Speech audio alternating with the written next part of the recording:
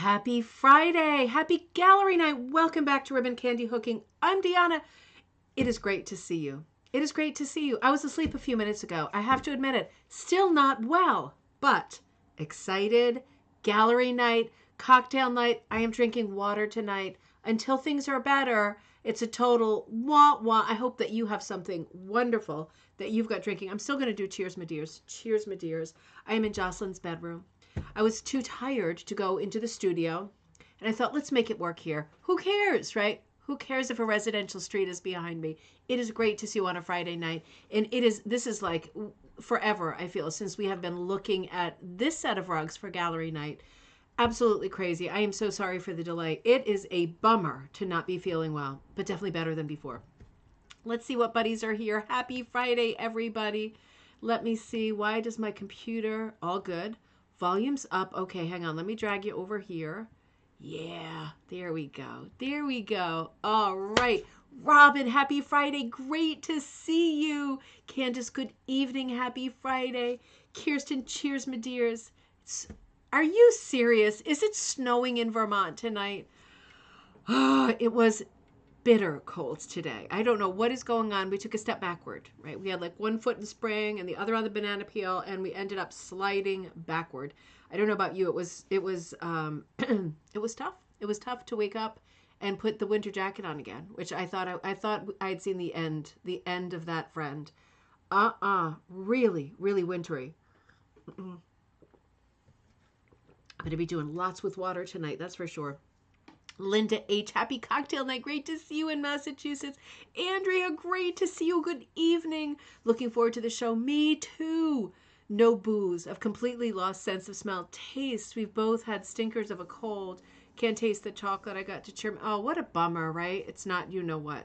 I mean, I know when I had that, it was truly weird to not be able to taste stuff. What a weird thing that was. And wouldn't you think that, like, unlike you, Andrea, who doing some serious adulting, wouldn't you think that when I could not taste anything, I might have taken a break from eating disgusting, really fattening foods and snackies? Nope. Still ate them, even though I couldn't taste them. So that means it's something else. It's not hunger, is it? Andrea, I hope that you feel better soon. That's such a drag on a Friday night. Let's have fun together. It's going to be a really fun night, an extra large night. But I am sorry that you're sick. Oh, cold and windy where you are, Candace. Yeah, it is wacky weather, but it looks like tomorrow, at least where we are in New England, Connecticut, it looks like a rainy day tomorrow, but very mild. And then it looks like we're getting all springy again. Uh-oh, I'm not going to say it too loud, but forecast looks good for a few days from now. Oh, I hope so. We're going to grab spring by the tail. Becky, great to see you. Good evening in Indiana. Just waiting for some storms. Hope there's no disconnecting. Okay. So I know that. That's good too. So if I see friends drop off, then I know that's what's going on. Pamela, great to see you. Sun is just setting in Liberty, South Carolina. It actually sounds beautiful. I do like the long day, I have to admit. It is definitely helping with energy and all that stuff, right? You know, it seems like everybody is sick right now. Is that, I mean, are you feeling that too? I talked to my buddy Linda Ann. I think she's probably logged on or will log on. She's super sick. A lot of people who I'm talking to and saying, yeah, it's just, I think I was sick, definitely allergies as well. But with the combo of the two, it's the perfect storm. It's hard to tell what is what. Yeah, it's hard to choose medicine from moment to moment. I was hoping I wasn't having a Claritin event where I like, have like alcohol, and that's one of the reasons I'm not having alcohol. So that wouldn't be fun to do live. I've done a little bit too much of the Claritin eventing in my life by accident, of course. But man, it's a lot. It's a lot to medicate at this time of year when you're not really sure what's going on, and a lot of people are not feeling well. Judy, great to see you. How is it Friday already? Honest to God, I thought it was Tuesday. I'm feeling Tuesday. We're going to make the most of our Friday, and it will be a wonderful weekend, I'm sure. But I just don't get it. It's like sands through the hourglass. So are the Days of Our Lives, right? Is Days of Our Lives still on? Is that one of the ones that's still on? That was the one we always watched growing up. My grandmother always was tuned into that one with Marlena and Roman, right? And who was the other guy? Who was not the bad guy? Devereaux or something that began with a D, right? You know what I mean? You know who I mean? Those were some fun days. April, great to see you. Oh, decaf coffee, Pamela, sounds amazing. That sounds amazing. Now I feel like I screwed up with 2 huge tubs of water. Chrissy, great to see you. Happy Friday. Karen, happy cocktail night. Great to see you. Mom, you're logged on. And Drizzly Granby. Okay, so you got it wet up there. Not, it's probably headed this way because you're not that far away. And it is grim. Linda B, happy gallery night. Cindy, happy gallery night. April Bloom, we're in the 70s and getting tornadoes. Oh God, really? That is a storm, right? Oh my word. Fingers crossed, right? Everything crossed. Joyce, great to see you in Pennsylvania. Ryan, great to see you. Happy Friday, hiding from the zebras. I don't blame you. Oh, that was, what do you, no, wait a minute. I know what you're working on in the meantime, because I saw you, I saw something else that you posted. Remind me. It's this sickness is like in my head. I hope it's not permanent brain damage. Is it possible to get permanent brain damage from being sick for long enough? I'm guessing no. I'm hoping no. Man, I hope my memory isn't affected either because it's been a while. April, good to see you. There's Linda Ann. Happy Friday, gallery show. Everyone looking forward to seeing everyone's wonderful rugs. Dave, happy Friday. I gotta know. Hot chocolate spiked with hazelnut liqueur. Cheers, my dears. Oh, now I feel like a buffoon. That sounds good in any season with like any health problems going on. That sounds like the cure to everything. Sharon, great to see you. Rainy and cool in Vancouver. Oh, wow. It's not the best Friday night weather-wise, is it? Hazelnut liqueur actually sounds amazing. I'm not a huge fan of sweet stuff. In fact, I just took Teddy to Starbucks before I laid down and completely zonked out.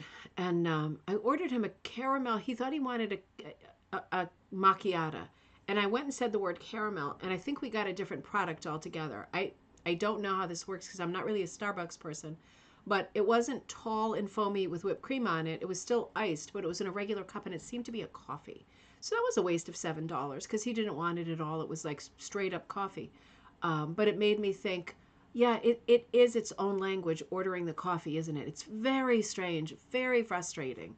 I'm just going to send him in again next time because he does better on his own. But it did make me think about that whole coffee thing, tapping into that. Not so much the sweetness, but the nuttiness is really like Frangelica. Frangelica's nutty, isn't it? That's one of those nutty liqueurs. I guess I like things that are nutty. Go figure, right? Allie, great to see you. Hello in Mississippi. First time live. Oh, I'm so happy to see you. Remember Rachel and Mac.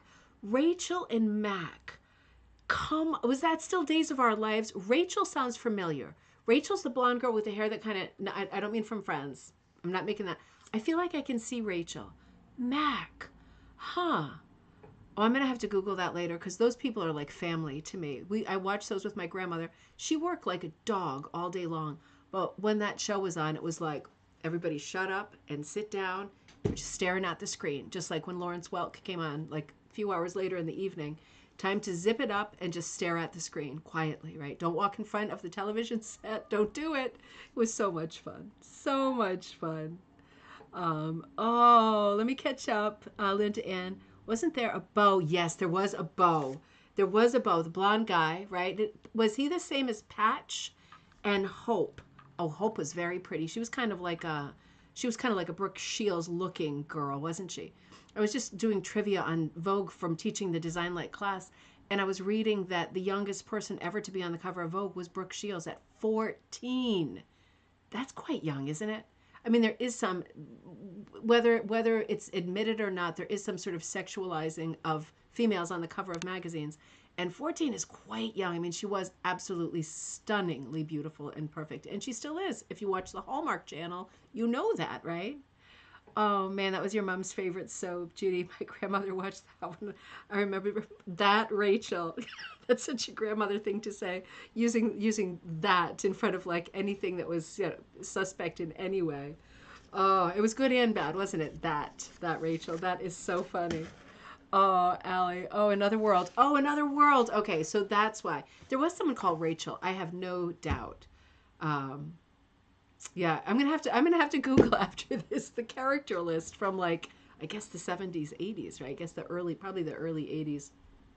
Well, let's get started because we have a very full night.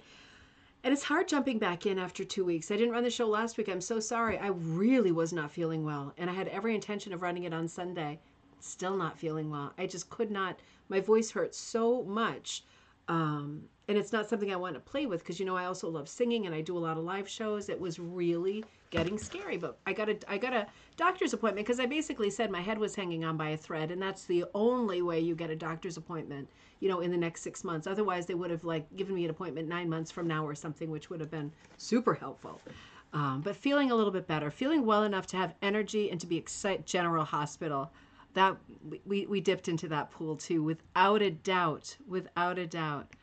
Gosh, and I can't even imagine at this moment now with things being as busy as they are, enjoying soap operas at all, enjoying anything at all.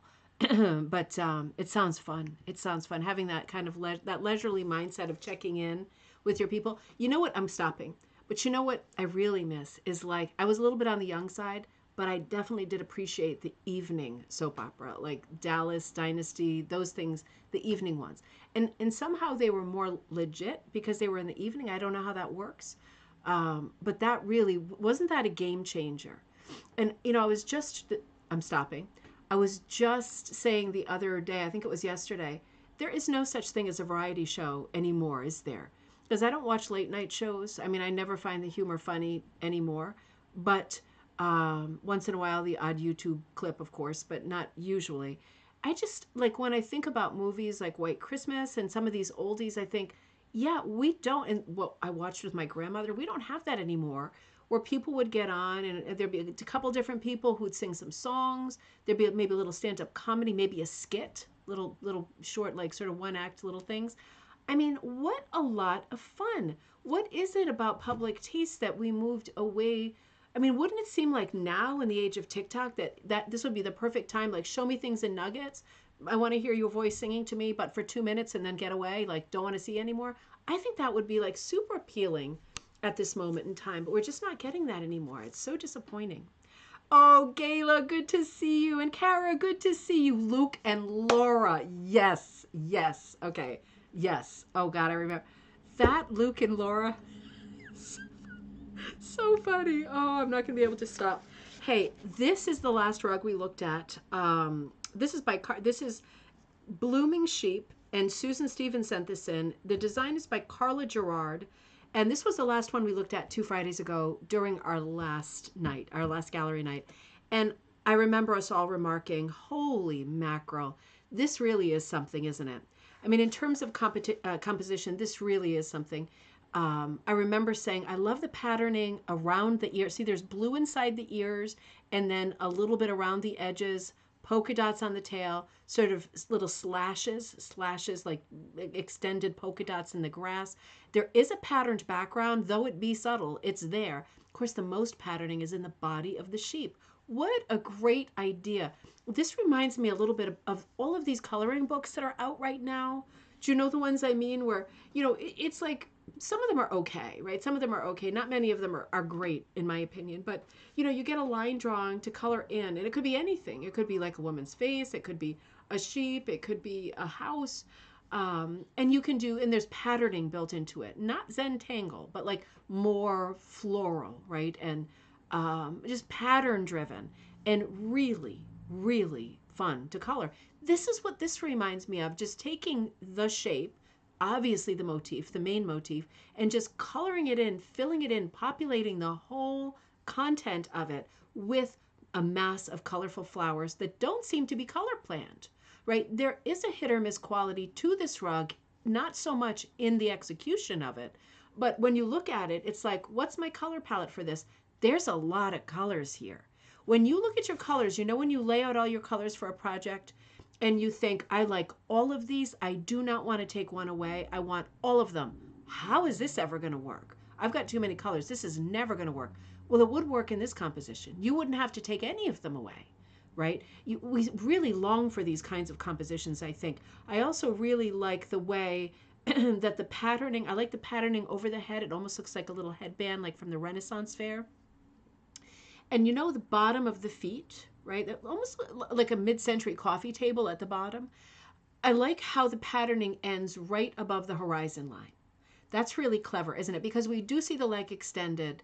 It is a super stylized piece. Judy, it's a super folky vibe. Super folky. That's a perfect way of putting it. The design is fantastic. It's a simple design, but the design is very, very simple, very, very strong. Donnie and Marie. Karen, see, that was a variety show, wasn't it? That is fun. Andrea says, I watched Andy Williams' Christmas show. Love it. I love Andy Williams. Oh, he has such a good mellow tone.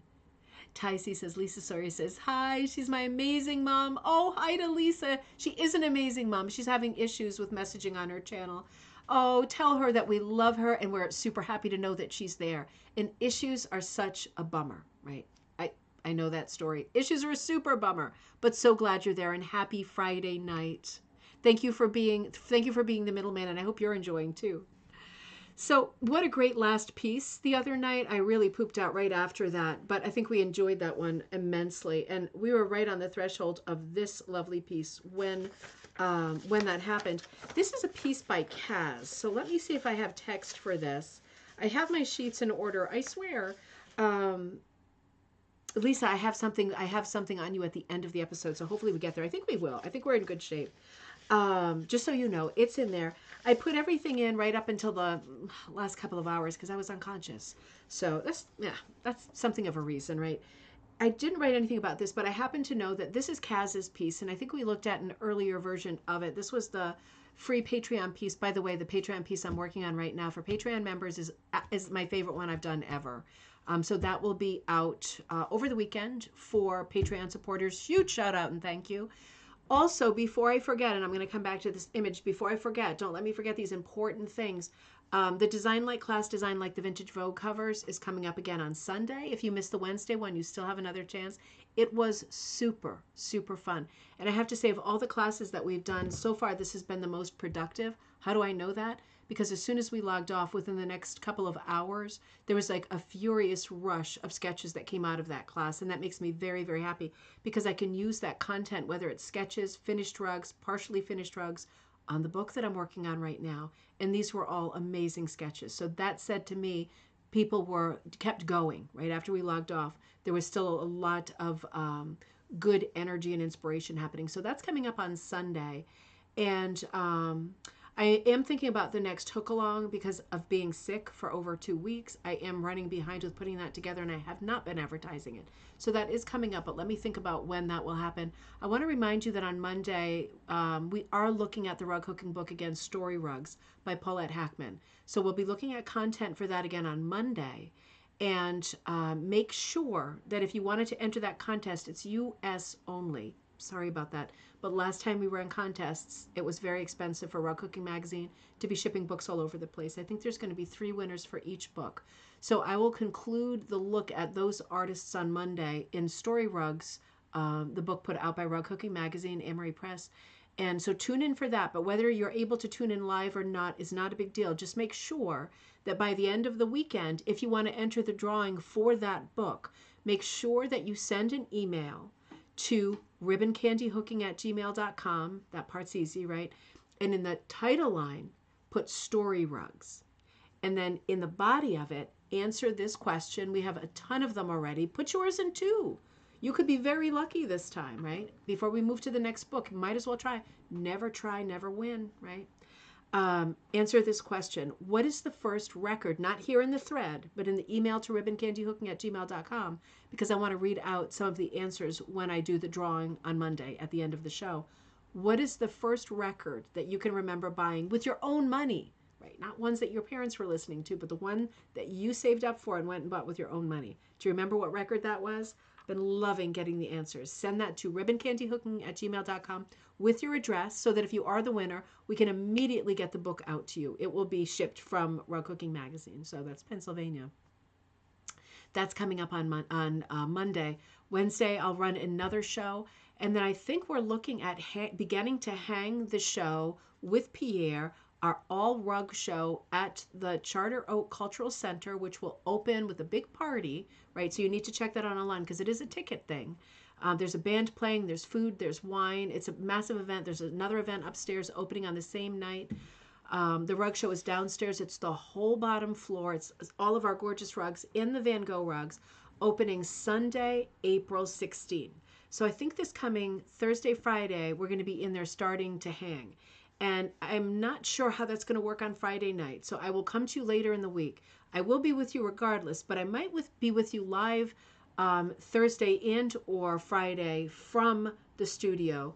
I'll be doing some footage that is for Patreon. Thank you to Patreon members. That will be like behind that wall, so that the Patreon members feel special, as you should, for supporting the channel and the brand. But I will be running also live shows for everybody, right? So we'll be looking at that later this week as we get those rugs up on the wall. I know that you want to see them. It's a really big deal. So that's coming up as well. Oops, that was from the storytelling book, right? That was from the storytelling book. That was on Monday. So Kaz was working on this image that was in the last Patreon newsletter. And it's from the song Red, Red Robin, right, from the 30s. When the red, red robin comes bop, bop, bopping along, along. See, I can almost sing again, almost. But man, I love that song. That was the song I sang to my son Teddy while he was little. He still loves that song, but I just love this image of the little robin in spring, very simple on the branch, and a little bit of the text behind. And Kaz is killing it as far as filling it in. I mean, she is doing a noble job. Don't you love the directional hooking? Oh, Melanie, great to see you. Oh, Karen, you loved the class. You did. You always do so well. You are so good. Love the robin. Me too. You know, I love the way that his little body, like his, his little breast, that's like the red color. I love the way that that's filled it directionally. Right? We talk about directional hooking a lot. What is it? Well, this is it. This is directional hooking in the background, the blue that's going across so beautifully, right? And you see how she is outlining the letters, because you do want the letters to have integrity. Don't you love the color changing on the letters? Don't you love that swing between that grape jelly purple and that really dark sort of indigo purple? Isn't that something? She is outlining them first. And then she is going directional. So very good directional hooking in the back, lots of flow, but that little body, that little sort of diamond shape in his body with the color changing, perfect color, isn't it? It is actually that browny, apricot-y red color that is on their little bodies. Such a great piece. She really is doing so well. We looked at this piece in the last gallery night, but you can see she's made quite a lot of progress, and it is looking absolutely fabulous. And here comes, this is adorable, Natalie Smith Bowen. So let me see what I have on this piece. She wrote on our Facebook page that this piece is finally getting there. This is Natalie's own design, and this is her own cat.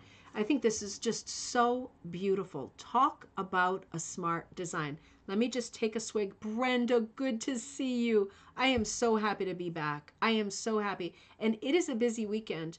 It is a busy week. So whether I feel well or not, it's the being able to take a break and lay down is over. It is foot to the pedal to the ground time with the show coming up. So I'm gonna be with you a lot in the near future, and there's gonna be a lot of lives. So make sure that you are subscribed to the YouTube channel Ribbon Candy Hooking, because when I go live, you will get a notification.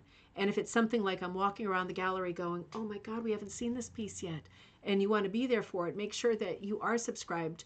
So you're notified, right? It's not like a scam. It's not like anybody gets anything from you subscribing. Only you get something, and it's a notification that I went live or a video has been planned. So it's also a great reminder when there are live videos that I'm going to go live later in the day. Natalie's cat, oh my word, that is just what I was thinking, Allie. That was just where I was headed. And Pamela says, I love that smiley face kitty. Don't you love that dropped, sort of exaggerated? It's a little bit of a laurel birch shape, but more stout, isn't it? Even more friendly, more like folky too, less artsy, more folky. I really love this. Just taking a quick sip. Oh gosh, I just love this. Now let's look at the shape of the cat in the design, because there's in the mice. So the mice in the border, that's really great. Isn't that clever? Has a bit of an Escher feel, doesn't it? And the reason it does, not because it's tessellated or anything that crazy, but I think the reason it does is because the colors are unexpected, so our eyes aren't immediately recognizing them as mice. It takes a second. You got to work for it for a second, and that is a good thing. It is same size in multiples, so we know that always works well. I love how the cat is breaking the frame at the bottom. For me, it would be a less effective composition if the mice went all the way around. It's working like a proscenium curtain 3 ways around. That's smart. I also love the colors, right? It's a very unusual color palette. I'll be real curious to see where she goes with the background of this. Don't you love that nose, like that little dark bit on the nose? You know how some kitties have that, just that the little colored dark patch. It's always irregular. It always looks funny. It always looks like a smudge of some sort. I love the shape of the eyes, how they're not exactly the same from one to the next. I love that. I love the irregular patch of white because it looks like a real cat, and the very subtle gray tigery stripes. Really smart. That dropped smile, really smart. Those white sort of whiskers coming out of the ears. How cute is that? Really makes you want to reach out and pet. Everything about this cat is soft and tactile. And then the legs are a bit more blocky and sculptural. I think this is absolutely brilliant because the cat has a lot of contrast for me in the way that it's shaped. It's super shapy. Look at the wiggle in that tail. All of the things that we just picked out, and then those very straight, sculpture-y legs. Unexpected, isn't it? Unexpected. The swerve of the gray on the right-hand side is excellent, too. It's an excellent piece, and I really love the mice going around. Now, what would you think about a background color? If this was your piece and you were parked here, what background color would you do? I'm curious. I'm looking at it and catching up with the threads. Judy says the spiral tails makes the pattern as well. Judy, that's a great point. That's a great point. It adds a lot of life and animation to the piece. I'm so curious about the background color because I'm wondering why, I love the black curls, but I'm wondering why she didn't go with same color curls. And it could be that, oh, I see, she drew tails and then she do you see how she changed the drawing on the backing? That is my absolute favorite when people do that, because you know what that takes? Confidence. That's all it takes. Well, it takes 2 things, confidence and a marker, right? That's it. You just make changes because you think, thought I knew what I wanted, I changed my mind. Isn't that life, right? Go ahead and make the change. Just do it. It actually works great this way. But I am wondering about the black. Not that I don't think it's great, because there's a thin black border around the edge too. I do think it's great, and it really pops the design. But I'm wondering what she has in mind. And I'm wondering if the reason she chose black is because she has something darker in mind, and she really needed them to stand out. We'll have to see how it goes. Judy says, I'm betting blue. April says, I would choose blue as well. And Kirsten says, tan or light gray, blue for the background. So you would go neutral, Kirsten. Sharon says a pale blue or a pink. There is no right answer, right? This is completely subjective. I would be tempted to go with, you know what, Dusty Rose, because it's me.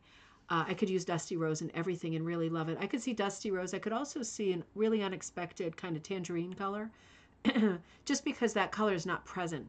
You don't need to do dark, light, dull, bright in every composition that you work, right? This is a very unusual palette, and the reason I put that question to you is because the cat is entirely neutral, and the mice seem to be, the yellow, I can't tell if it is truly like a butter yellow or if it's more of a neutral. And the red seems to be a bit of a cinnabar color, right? So that is quite a strong color. Goes great with that bluish teal or that dark denim, right? However you see that, there's a little bit of pink in the ears. You see the pink in the ears. For me, that would be the color that I would want to see in the background too. But I would also love to see spring green, tangerine, pink, jade green. Oh, Sharon, jade green would be very nice. This would maybe be a nice composition too. Do you think it's possible? It's so nice to see things in progress. Do you think it's possible to use a variegated color in the background here? And this is subjective. I don't know. And if I were going to try to choose a color changing wool for the background, it might be that you love it and you love the colors and you're determined to do it and you start it and then you realize, no, it's taking too much away from what's there because the cat is very strong. The borders are very strong. Karen would go orange. I can see orange. I can see like a creamsicle color really easily. That kind of value of pink or orange for me, because it's not a serious piece. It's a graphic piece, right? It's not that it's very serious and that it is wonderfully, beautifully, and masterfully executed, but it is a very whimsical piece. And I think you could go with a whimsical color. I'm leaning toward the tangerine too, the creamsicle color. I think that would be really nice. Although the jade, those would be creamsicle, jade, and then like a dusty rose would be my top three personally. But we all have different preferences, and that's why it's interesting. But yeah, it does feel like it's got some room for, it has some tolerance yet for color, even though those mice make it quite colorful. Isn't it unusual to be looking at a piece where the central motif is all in neutrals and it's only the border that has a color palette? That really is an interesting situation to set up for. I'm really curious about this piece. I don't know if there are any newer versions of it online, but this, I mean, I love having these conversations with you because it opens us up to each other's ideas. And we all think different things and we all like different colors. And that is an emotional reaction to color, right? That's a color me beautiful reaction. That's not reality. And with folk art, you do what you want and don't let anybody tell you that there's not enough contrast or that it's the wrong color. Right? If you are liking it the way it's coming out, then you have chosen the right colors, period. Now, this is a beautiful piece. Judy Hooped Fortune. And she says, well, I've started with my punch needle, finally. I'm having to use yarns that I have on hand. Sorry, my glasses are a weird strength. Most is worsted or sock weight. Okay, we're going to come back to that because I often punch and hook with sock weight, and it is tricky. But remember, I usually double it up or even quadruple it up. You can do that with a punch needle easily too. But I'm not getting the smooth look that all you folks here on the website do. Am I punching too close together? It looks all bunched in places and thin in other spots. The back does not look like all of your projects. We're going to come back to all of these points. I have the backing showing. Oh, so this is the right side, right? Because she flipped the frame over to show us. The rows do not touch and looked all filled in. The rows do not touch and looked all filled in. When I do put them really close together on the back, the loops are too long on the front. Okay, and the needle catches on them sometimes and pulls them. I'm going to have to check this thread. Does anybody know on our Facebook group, which is Rug Hooking and Punch Needle Club, has anybody answered Judy? Because let's dig in. Let's dig in because all of these things are things we can answer right here without even knowing anything extra. So let's go back into the content of this comment. When you are hooking with sock yarns and even worsted weight, depending on which needle you have, right? There are only two types of needles. The fine, which is good for worsted at sock weight, in the regular. And yes, you can put thinner gauges like sock and worsted through the regular, but the shaft of the regular is quite large for that gauge of yarn. So it would be ideal to double it up. Now, what can happen when you double up your yarn in a regular needle, right? Because I'm not going to say it's the wrong needle. It's not the wrong needle. It's just the shaft is large enough to accommodate more bulk, right?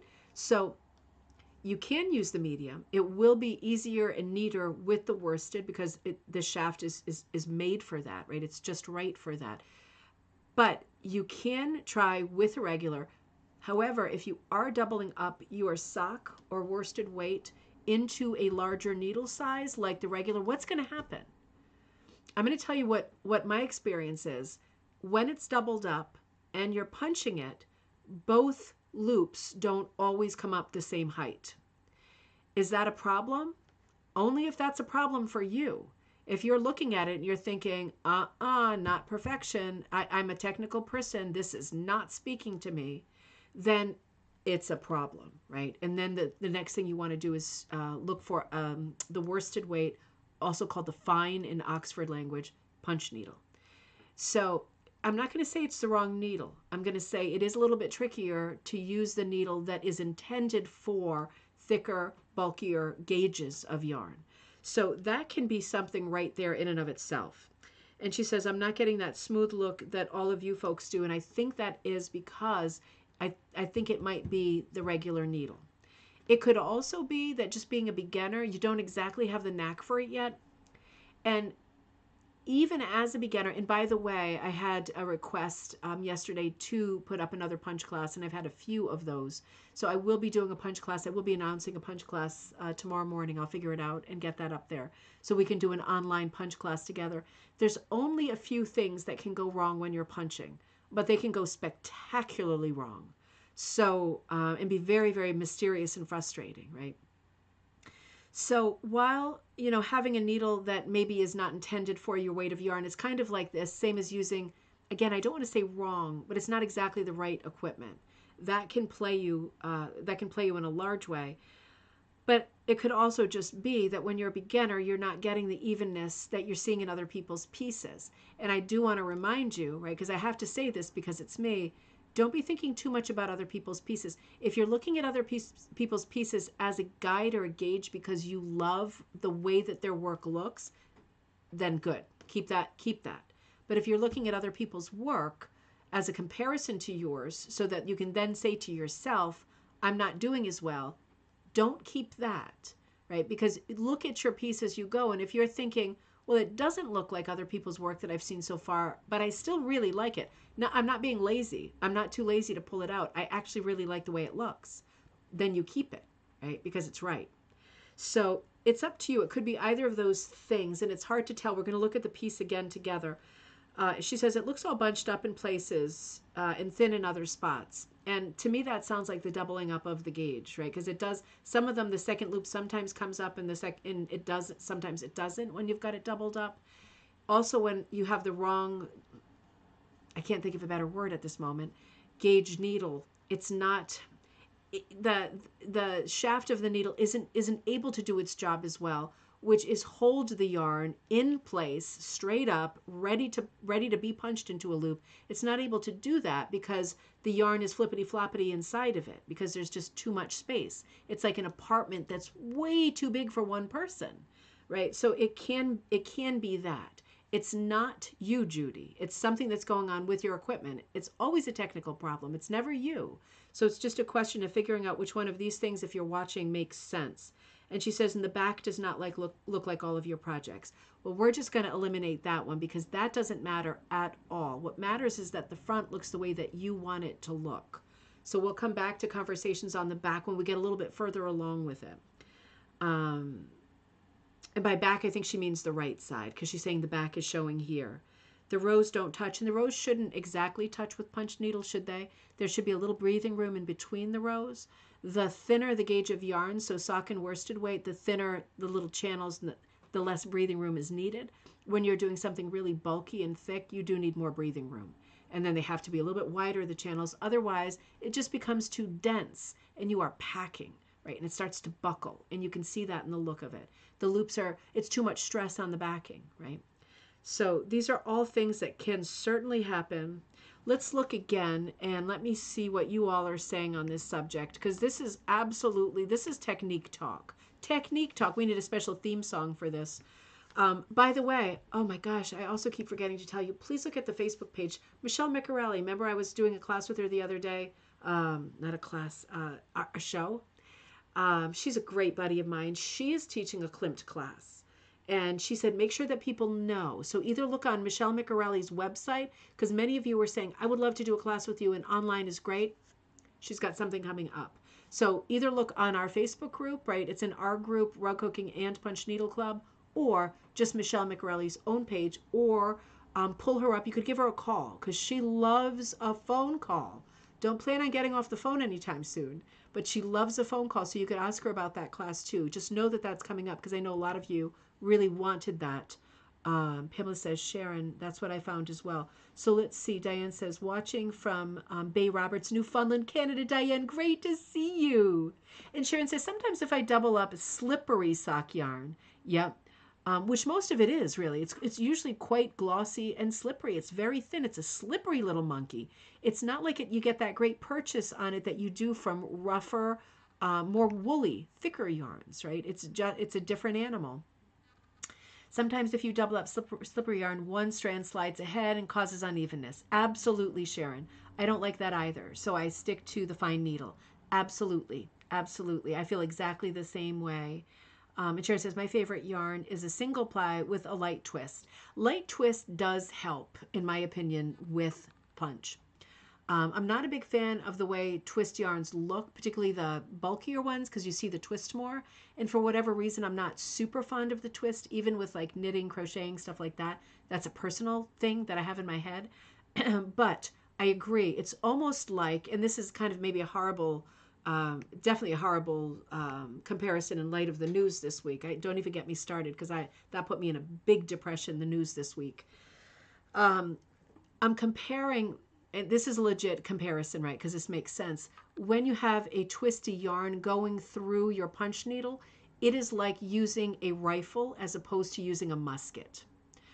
So, having said that, what I mean is that the reason muskets didn't work during the colonial era is that you were talking about a gun barrel that is not at all engraved or inscribed on the inside, right? So when the you-know-what comes out, I want to be careful with this language because of the current news. It makes a huge blast, and it can go in pretty much any direction. And the numbers were like, it would actually hit its target 1 out of 40 something times. And then as soon as people started rifling the barrels, and rifling meant that inside the barrel, it was almost like an engraved spiral, like a corkscrew that went down the barrel.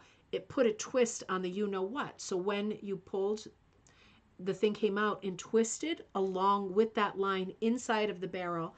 That was called rifling, and that's why those are called rifles. Same thing with a punch needle. When you have that like higher twist yarns and they're going through the barrel, aka shaft, it's twisting as it goes. You're getting better speed and you're getting better flow, right? It just works a little bit better. So I absolutely, I think that's what you meant, Sharon, but my feeling is that using twist yarns, I have a lot of nice twisty ones. I use them more with punch than I do with hooking for that very reason. Pamela says, that's what I found as well. Cindy says, also be sure at the top of the left side, sort by get all messages. Just, oh, I missed something about messages. But it seems like you all have that under control. And super thank you for that. I'm using an iPad. Okay. Oh my God, I would love. Okay, so Sharon says, I'd love to take Michelle's class in person. Is she as good a teacher as she is an artist? She is. She is a good teacher because she's very, she's very fun and real. She's got, you saw her personality, right? Because she's a bit, she's not, how do I say this? She's fun loving. She's fun and she's fun loving. And she's great. And it's like, it goes back to what I always say, that you should take a class with an artist who you love their work. So if you love her work, you're going to love her. She's extremely informal. That's what I want to say. And thus very fun.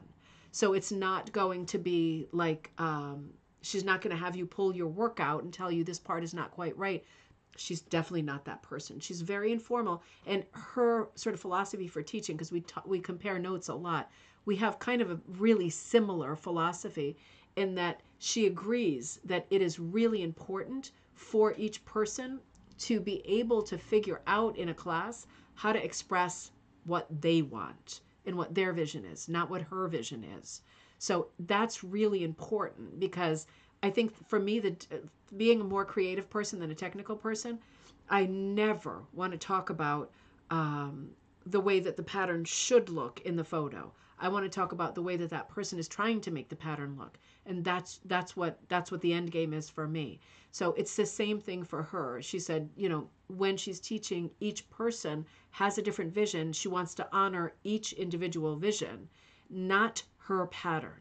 And that is the whole story. That is where rug hooking divides in terms of instruction. It absolutely divides right down the middle, right on that line. So Michelle is on that sort of renegade side where I am as well, and a lot of my buddies are, who I talk about often. It's more of the new school of hooking, where we're trying to get your personality into every piece and not just the finished piece to look like this, right? So I would say, yeah, she's a great teacher. She's a great person. She's a lot of fun. Let's see, what did I miss? Paula says, I can use my twisty hand spun with punching. Absolutely, Pamela. Absolutely. You can and you should. Linda B says she's so encouraging of individuality. That's it, exactly. That's it. Yep, I love Michelle's work, especially her mermaid. She is very fantasy, whimsical, a little bit sexy, very fun, very fun. A lot of storytelling, right? Big storytelling element. Nothing dry about Michelle, that's for sure. So I'm going to move on from this piece, but I feel like we did really well in our conversation here. And whether you're a puncher or not, hopefully some of that, hit the radar, because it might be that you pick up a punch project and you're thinking, I remember them talking about this like ad nauseum, and this makes sense to me now. When you look at this piece, now, Judy, if you're watching, and this is your piece, this is absolutely fantastic. I can see you have a beautiful frame. You probably have a lot of beautiful things around you, and thus it's extra frustrating when you're not getting exactly the result you want. But those two border rows are like, are you kidding me? They're perfect. The flower is perfect. The bird is perfect. I feel that at this very, very infant stage of this piece, it is impossible to tell what it looks like. So this, for me, is too early to critique your work. And I understand why you are, right? You want to nip things in the bud as you go along, but it's too early. The only thing I'm seeing against anything else is the blue and the white in the bird. And to me, together, that is perfect. We're talking about perfection. So, everything else needs to be filled in before you can really legitimately have a conversation, even with yourself, about it. So, takeaway, don't be hard on yourself. This is absolutely beautiful. Keep going. Kara, this is such a beautiful piece. This is what we were working on for our first hook along. And I think I put another one on because it was evolved even further. So Kara wrote, I took your little fox class, and this was the first hook along. It took me over 3 hours to do it from beginning to end. Of course, my mouth ran interminably, and I was answering questions, to be fair, as we went, and it was super fun. And I did part of it punching, part of it hooking. She said, I finished my kit a couple days later. I crochet, so handling the hook was okay, but the fraying was a little frustrating. And the fraying was completely my bad because I put in a tweed that frayed way too easily, and I didn't realize it until I started hooking it too. It was the dark color, it was the black, and it really wasn't worth it because it was too frustrating, and I'm super sorry about that. So I will be that much more thoughtful. I wanted to put in something that was not a solid, and I put that in, and it was way too frustrating for me too. So that you still overcame it, Kara, in a wonderful way. And Kara went on to say, and I saw a lot of comments about this. Kara went on to say, I have vertigo that started in June of 2021. I can only cross stitch on days when the dizziness is on a lower level, and I needed something to do besides sitting there dizzy. Being dizzy, she said, is mind bending. I've always been so active, so it's sad when you lose everything. I took 2 rounds of physical therapy so I can get around my house, but if I go out, I have to use a walker. So, I'm trying to find joy in learning something new and having fun. And she said, thank you for your effort to make the kits. I watched your dyeing episode with your daughter. I used to dye with my own yarn for my crochet projects, and I did it with my grandkids. How fun is it, right? It's the best. Every summer we did tie-dye shirts with them. So fun, but sometimes always messy. Sometimes messy, always messy.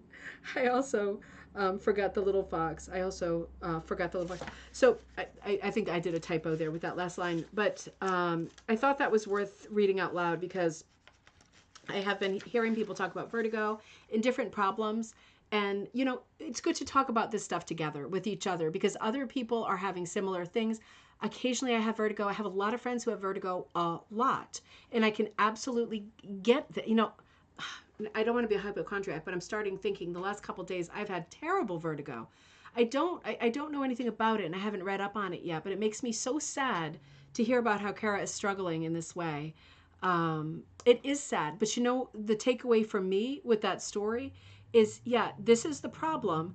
And instead of sitting around going, life sucks, woe is me, you think, I'm going to find something else to do that works. I mean, that's the way to do it, right? That's the way to do it. That is how you do the glass half. You do glass half full. You do, I'm making the lemonade now. Good for you. Absolutely beautiful. I'm really glad that you're there. I'm really glad that you're working with me. We have more to do. This is the finished piece. You can see with that dark one, it's such pretty colors, but it wants to fluff out. Kara's actually looks way better than mine did. And you did different color placement than I did, Kara, and I absolutely love that. This is my daughter Jocelyn's design. And I just loved it. It's a small, simple piece. It'd be beautiful in a frame. I would absolutely put this in a frame and put it up to remind yourself that you turned a corner, you solved a problem, you made the lemonade, and absolutely fantastic and a huge good for you. It's a beautiful piece. You see the yarn on the bottom? So some of it was yarn. The purple is yarn, and the color under the fox is yarn, and the rest of it was wool strips number 5. So this was my fox. I actually prefer Kara's fox, but there was a lot of sort of color, very variegated colors in it.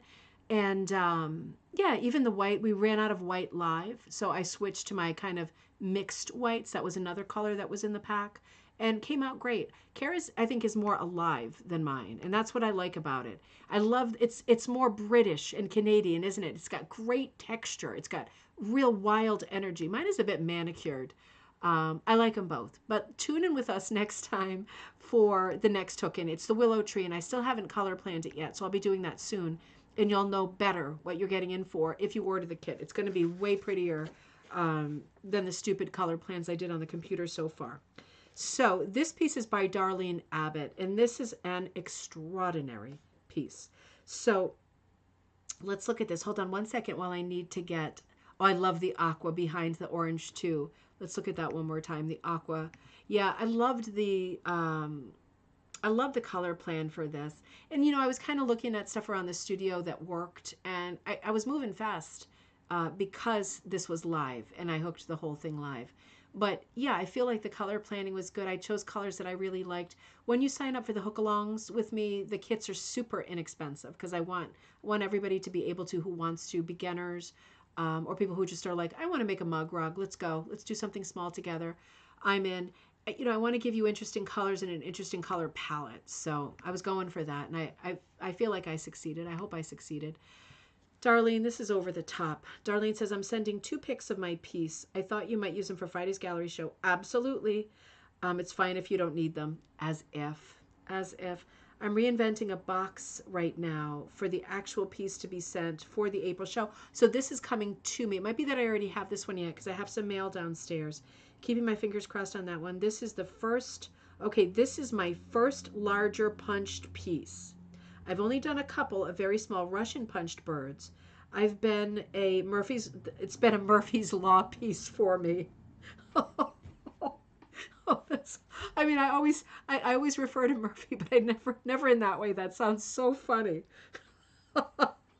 That's not, I mean, it's not funny. You know what I mean? Oh gosh, but it's finished and ready, and this piece is acrylic and DMC on monk's cloth. It's punched in varying heights and has some embellishments. Sorry, that's so funny. Has some embellishments added for movement. We're going to look at that closer up. I'm going to stretch it. This project presented plenty of problems, but I'll cherish it. My 14-year-old grandson unknowingly contributed to the design at a time when I wanted to give up. When he showed me designs that he had made for his games, they looked like multicolored cascading ribbons, and gave me the idea to add something like that to my borders. He saved the day, and I was off punching again. Thank you for all you do, help and inspiration. Darlene, you are so welcome, always in Western Illinois. That is too funny. Let me take a quick little sip. Amazing, Kara. Amazing. Oh, Kara, you're there. I'm so glad. I'm so glad. This piece is fantastic. I love this story. So this is coming for the show in Hartford. This is a great story rug. Now, let's just look at this. Art, create, right? All of these things that you're saying to yourself, come on, be an artist. Let's create. Let's do this. And then you look at yourself in the mirror and you go, uh-oh, failure, doubt, I'm quitting, right? That's life. That's everybody. That's everybody. Every single person, right? It's the way life is. We are constantly in this weird Hades town of a place, second guessing ourselves. Doubt creeps in, right? Doubt creeps in. Relationships, life, work, doubt creeps in. And the thing is to balance it, right? To get a grip. I love that the way that she was saved from this mindset was the grandson coming in with the game designs and all these cascading ribbons, and it makes a great contribution to this piece because, of course, the magpie bird or any bird is going to be hunting for little bits and pieces for the nest that are interesting and catch its little eye. And all of these pieces are adding so much energy, movement, and interest to this piece. Pamela says, great use of metallic thread in the mirror. Absolutely. Let me stretch this out. I love everything about this piece too. Brenda, the quillies. Are they quill? I think they are quillies. You're right. I was thinking they were buttons. Let's look at this a lot larger. This is an extraordinary piece. So it is punched. It can be frustrating. I'm not sure, and I wonder whether Darlene punched the ribbon on the top and bottom, that color changing blue. It's both turquoise and kind of a mermaid blue, totally different turquoises at the top and bottom. That, whether it was before or after, it is the perfect complement to the ribbons, the introduction of ribbons in this piece. Judy says, I love how the colors fade in the mirror. Me too. Me too. And it's almost like some kind of metaphor or statement on this state of mind, right? Because being depressed, second guessing yourself, having all these negative thoughts about yourself, right? It's very gray and dark and black and white, isn't it? And it's not real. It's often not real. It's depression. It's things that are happening in your head. It's something you're doing to yourself, but it's not real. And I love that it's in the black and white because it's not a perfect reflection, right? It's a moment. It's a mood. Really smart. Oh, Bonnie, great to see you in Palm Coast, Florida. Date night. Good to see you. I'm checking out your comments here. Oh, they are buttons. You know, Brenda, I thought the same thing. At first I thought quillies, and then I thought buttons. They could easily be quillies. The buttons are great too because buttons are like found items that you would find to put into a nest. It's an absolutely extraordinary piece. And I can see how Darlene was feeling with this, like punching. This is her third punched piece, she said. So absolutely, Murphy's got a heavy hand. A lot of things you're figuring out. A lot of things are frustrating. I'm going to stretch it even more. I love that mirror reflection. And that's the DMC floss. It's got to be, right? Because look at the gauge. Oh, look there's some wooden beads in there too. Do you see to the left, under his left wing? I love these ribbons. It adds everything. And the colors of the words art and create, right? So much energy, so much life. It's like, yeah, that I know what that looks like. I know it. Oh, but then here I am doing it and it's not working out, right? Isn't life that seesaw? Isn't creating anything that seesaw? Even a child, oh, I'm doing it. Look I'm doing it so well. It's like, oh God, I'm ruining their lives. It's everything is a seesaw. It's just, this piece just speaks that out loud. In the mirror, do you see how the loops are much, much, much finer? I think that's got to be the DMC, right? Failure, doubt, quit. Absolutely beautiful piece. Absolutely. Really smart. I'm going to make it small again so we can look at it one more time before we move on. Darlene, this is a fabulous piece. Absolutely fabulous piece. Sorry, I'm struggling. Just a little bit. Nothing fatal. Let me just bring you back here. And you know, one other thing with this composition, we really are looking at a simple composition of the bird with the mirror and these two sort of tag words. And it's the story, and then the words in the mirror, that's the story. And I can see how she might have been getting frustrated thinking, you know, like that, who was it? Is that all there is? Who is that? Is that Rosemary Clooney? Who is that? Is that all there is? I know Bette Midler sang it, right? She maybe was thinking, is that all there is? What else do I do here? And then the grandson comes in on cue, right? Because the universe planned it that way, and is doing the game design, and she's thinking, oh boy, that's it. That's it. And you know, you can't be in the mindset completely of failure, doubt, quit if you are open enough to seeing something like that and latching onto it, right? So making the lemonade, right? Maybe this episode is about making the lemonade. Oh, a close-up. I had a close-up of it. Absolutely beautiful. Worth looking for at twice. You see how the bird, the real bird, pops up? Because she said she was punching with different heights. That bird looks much higher. I love the sort of weight and the reality of that bird popping out at us, and everything else is a little bit recessed. Really smart. Really smart. Gaynor, I love it too. This is just what a story rug is about, isn't it? It's just because the bird is beautiful colors. Like he has beautiful plumage. And then when he sees himself in the mirror, yeah, he's super boring, right? He's just a super looking shadow of himself. There's a lot of metaphors happening there. This piece is by Jill Wayant, another really lovely piece. She wrote as a frugal, I think it's a little bit out of focus. Let me make it a little bit, well, we know, right? I was going to say, let me make it smaller, but let's just stick with it. As a frugal fabric artist, I did not want to take up one more craft, but I learned how to use a rug hook 8 months ago, and I am in love with the art of hooking. This one, I used a bunch of leftover batik fabric to try to make a chair pad. Ooh, okay. See, I don't read these comments before we go live. I feel like I need to blow my nose. I'm going to hold on for a second, and then I'm going to turn the volume down for a second. Let me see if this is... Let's just do this, and then I'm going to attempt that so I don't sound so nasally.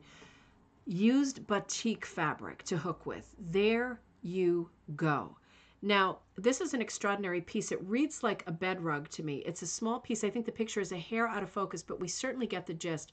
Talk about a successful folky piece, right? Absolutely successful. The reason bed rug comes to mind is because it has a very 19th century look.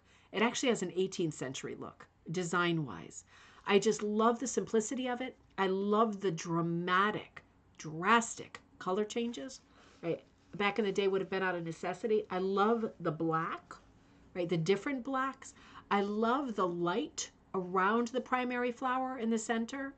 This is just how it would have been worked in antique pieces. It is so successful.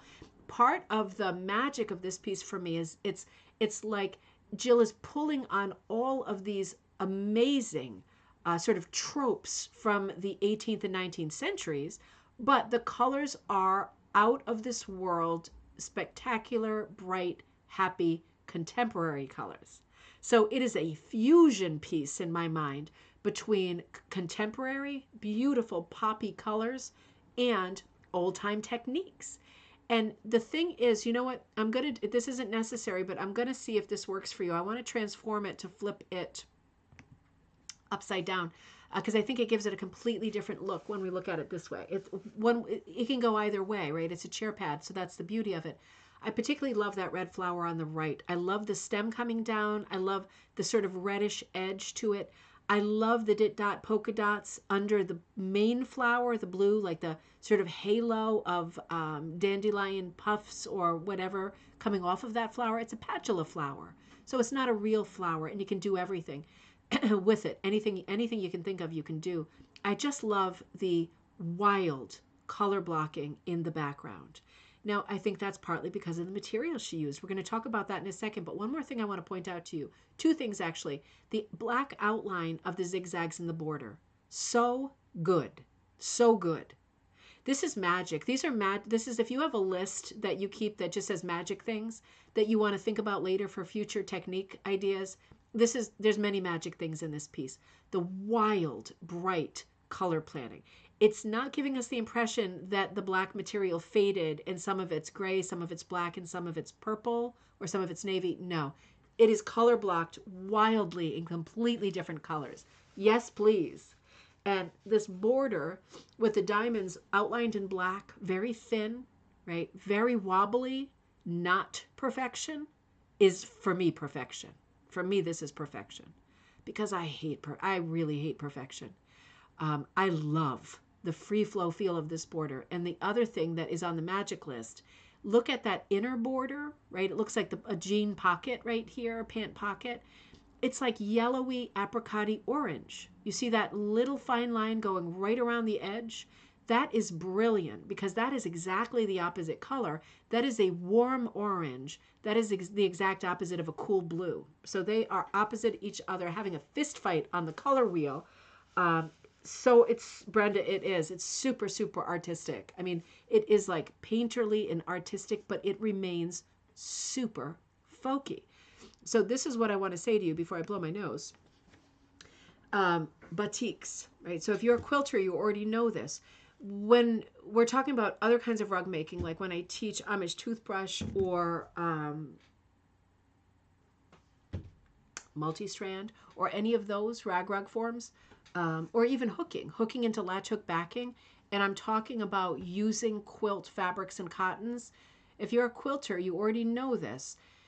It's easiest to use either like a Kona cotton or a solid cotton. It doesn't have to be Kona 100% cotton. It could be cotton poly blend, but it'd be solid. And it's solid on both sides. The other fabric that works like that in the quilting world is batik. It's printed in such a way that you get patterning on both sides. Think about it. Most quilt cottons, most cotton fabrics, most dressmaking fabrics have a right side and a wrong side. And the wrong side is like more white because it's printed, right? It's not woven in, it's printed. You do get lightweight wovens like madras and plaids and things like that too.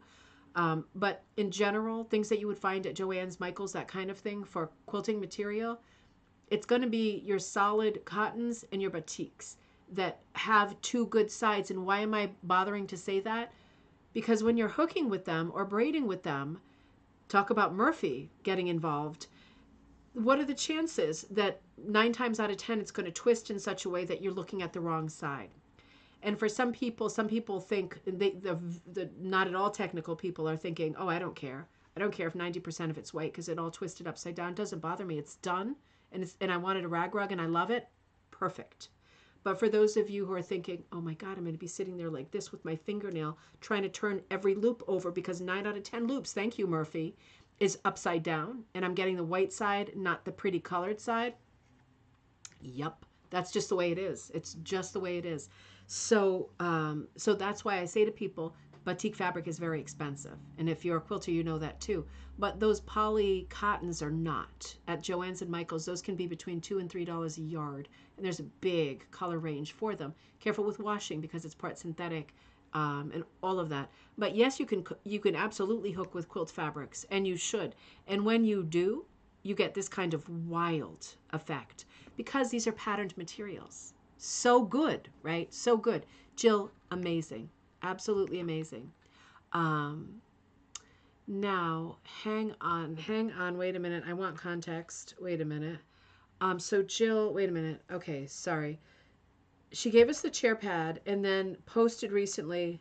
Maybe this is just a sideline. I gave my BFF from childhood, a kitten, 15 years ago, Gypsy, is now, okay, so this is a second piece that Jill sent. It's making sense. I gave my childhood friend 15 years ago, Gypsy. Gypsy is now on her 9th life. I made a pillow from a photo that so this is Gypsy. Oh, wait a minute. This is Gypsy. I made a pillow from a photo that my friend had without her knowledge, and she loved it. Gypsy is still alive and well in Sanborn, New Hampshire. And this is my 3rd hooking project. So get ready. And this is also Jill Wyant, Weyant. I might be saying that wrong. Oh my God, look at little Gypsy. Gypsy's got something to say. Right? You can tell she's doing one of those prolonged meows. Well, here is Gypsy. I mean, this is really good. That is really good. Jill, you knocked it way out of the park. Gypsy has a lot of colors, right? Let's look at her one more time. Is she? Oh, she does. She's like a calico. She's got a lot of colors. And funny placement of colors too, right? She is pretty. She is a pretty girl. This is absolutely gorgeous. And it's also a fantastic composition. So let's talk about this a little bit. This has such an Art Nouveau feel for me. At least the Gypsy part does. The composition does as well.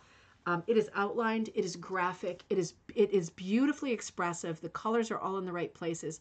It is realistic in that it looks like Gypsy. But otherwise, it's very, very graphic. It's very line-driven. Now, at the bottom of the composition, we have got some directional hooking, right? Browns, and it almost looks like shadows. Lots of interest there. It could be shadows of tall trees. Could be anything, right? Really interesting. And then we move up to the next layer or shelf of interest. Beautiful gift, Becky, right? Absolutely. Can you imagine? Oh, Gaynor said of the last one, would never have thought of hooking with that. I have a bunch of batiks. I'll try this. Absolutely try it, Gaynor, because you can see what kind of effect you get. It's all hazy, unexpected, very, very folky. Absolutely going to be a home run. And just be careful about the threadiness of it, right? It's good to just de-thread it before you start hooking with each piece. You could also fold them in half if it's really playing you. And April says, what's the best backing to hook with batik fabric? Burlap? This is a great question. I'm going to come right back to Gypsy. So I'm going to give you two ideas. That would be my opinion. I would go with the ones I would eliminate are rug warp and monk's cloth. Linen, okay. Burlap, even better because it's even looser. So my top two would be burlap or latch hook backing.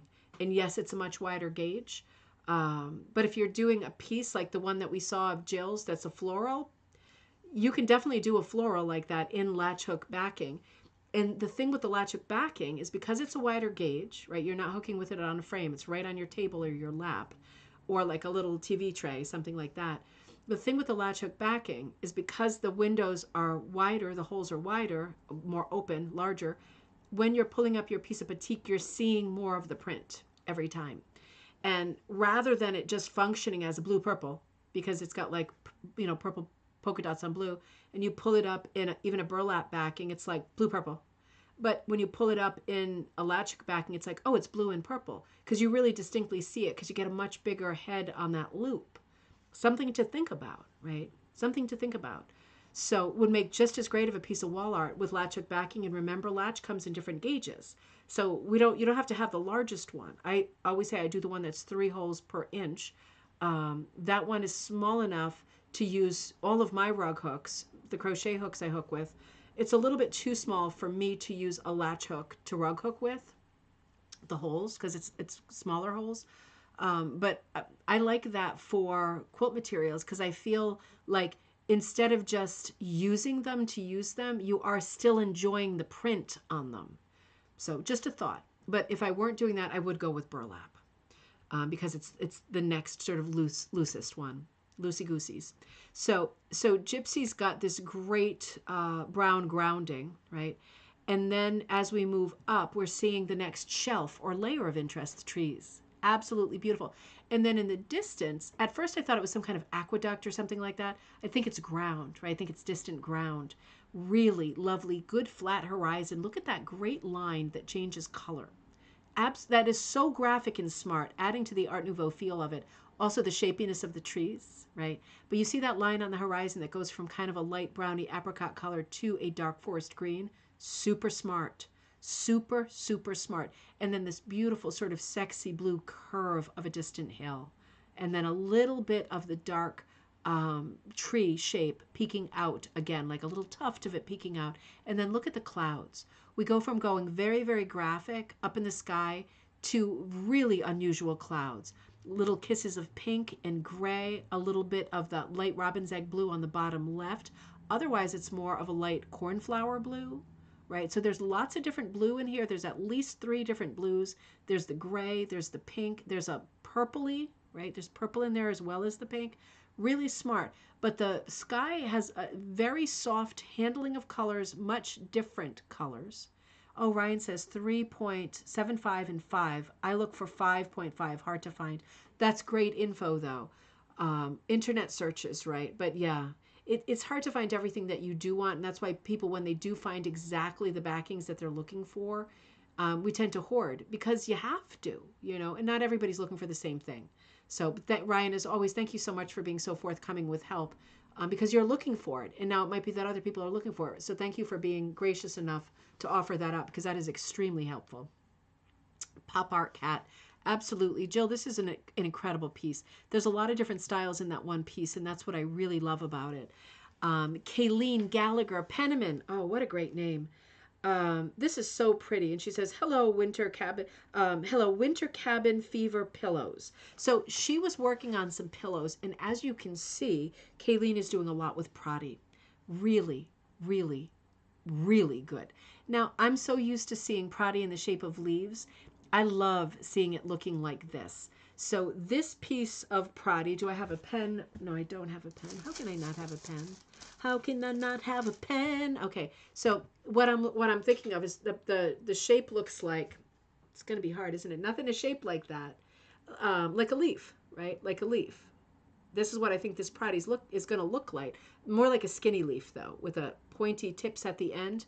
And the reason I say that is because we're looking at a bunch of pointy tips, and it looks great. All those different materials. Isn't that lovely? That great, very distinct palette in the background that is rug hooked. And then you've got this very dense, lots of small pieces of different colors of neutral browns, ivories, vanillas, champagnes, prints, right? Really, really, really lovely. Don't you love when things look this tactile and just mushy, cushy, mushy? I just want to reach out and touch this. It looks very, very, very, very tactile. Really lovely piece. Great accent to a piece that is otherwise very neatly, cleanly, very lovely, tidy hooking, right? Beautiful hooking. But that really adds texture and interest, doesn't it? Really, really different. Very cool. So these are the winter... Let me see what the next one is. Hang on. Oh, okay. This is her series. Winter Cabin Fever pillows. What a great idea. Because that one had a very different feel to this one. And this one definitely has different leaves. What flower would you say this is? I know there's some gardeners out there. I love how the bud is still under control, right? It's still part of the hooking. It's low to the backing. The thing that really pops is Carrie. Oh, I didn't get my... Oh, Carrie, we're still here. There's tons of time. We're happy you're with us. I'm sorry about that. I don't know why the notifications wouldn't come. I wonder if it's going to junk mail or something like that. Yes, Cindy, I love this too. It's so smart. It's so smart. I just love that the bud isn't also three-dimensional. Marigolds, thank you. It does have two colors in there. Do you notice that? It has the two colors, and I love the kind of soft heart-shaped petals. I love the way they do floppity foldies, right? Isn't that lush looking? Absolutely beautiful. April says, love those beautiful Prati flowers. Very beautiful colors too. The bud does look like a poppy. I think the color looks like a poppy too. Absolutely beautiful piece. I think there are more. Yes, Cabin Fever is powerful, isn't it? Another great Prati piece, similar, but these are larger petals here, I think. All three flower heads have Prati handling on them, and it's just really beautiful. Don't you love the center of the sunflower shapes with the rings of color? Look at the sort of variation of color to both of these rings too. Really interesting to look at. And the leaves. It's so cool to look at. I love the brown background. I'm not always a brown person, but in this case, it really pops the sunflower. I really like it. I love the leaves, the different colors of green. There are at least 4 colors of green in that leaf. How exciting is that? Nasturtium. Nasturtium.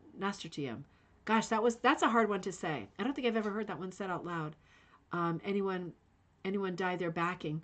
Oh, Ryan, that's a great question. Does anyone dye their backing? Let's talk about that for a second, because I have tried dyeing my backing. I'm never happy with the results. I've tried dyeing linen because I thought that would come out great. Of course, bleached linen would be best because it's like white. I should try again. You know, I've tried on like the more natural colors and I haven't been blown away. And the piece comes out needing to be ironed, which for I'm busy, right? I'm busy, lazy, busy. I wasn't super happy with the way mine came out. Dyeing on monk's cloth for me, even though it's 100% cotton, was an absolute disaster. Dyeing with some of my dyes for synthetics on the poly rug warp, which is not a very common background, worked great. So I'm really interested in finding out whether anyone is dyeing on backing. That would be a really fun thing to explore. Ryan, great question to pose. Pronounced nasturtium. Thank you, Pamela. Nasturtium. That is way easier. Nasturtium. Fantastic. Thank you. That's super good phonetic spelling too. Nasturtium. Linda, or paint the backing. Yeah, painting is also great. And that is I think easier to do. But you're all helping me out with the pronunciation. Thank you so much. I really do. I want this window of time, maybe when a couple of books come out or I get one more under my belt, where I can take a gardening class and a cooking class, a class about the night sky, a class about like searching for mushrooms, like not naughty ones, but like tasty ones. Yeah. So nasturtium. Okay. I'm trying to lock it in my head there. Let's answer that question too. I really want to go back to that question about backings because that's something I'm really interested in too.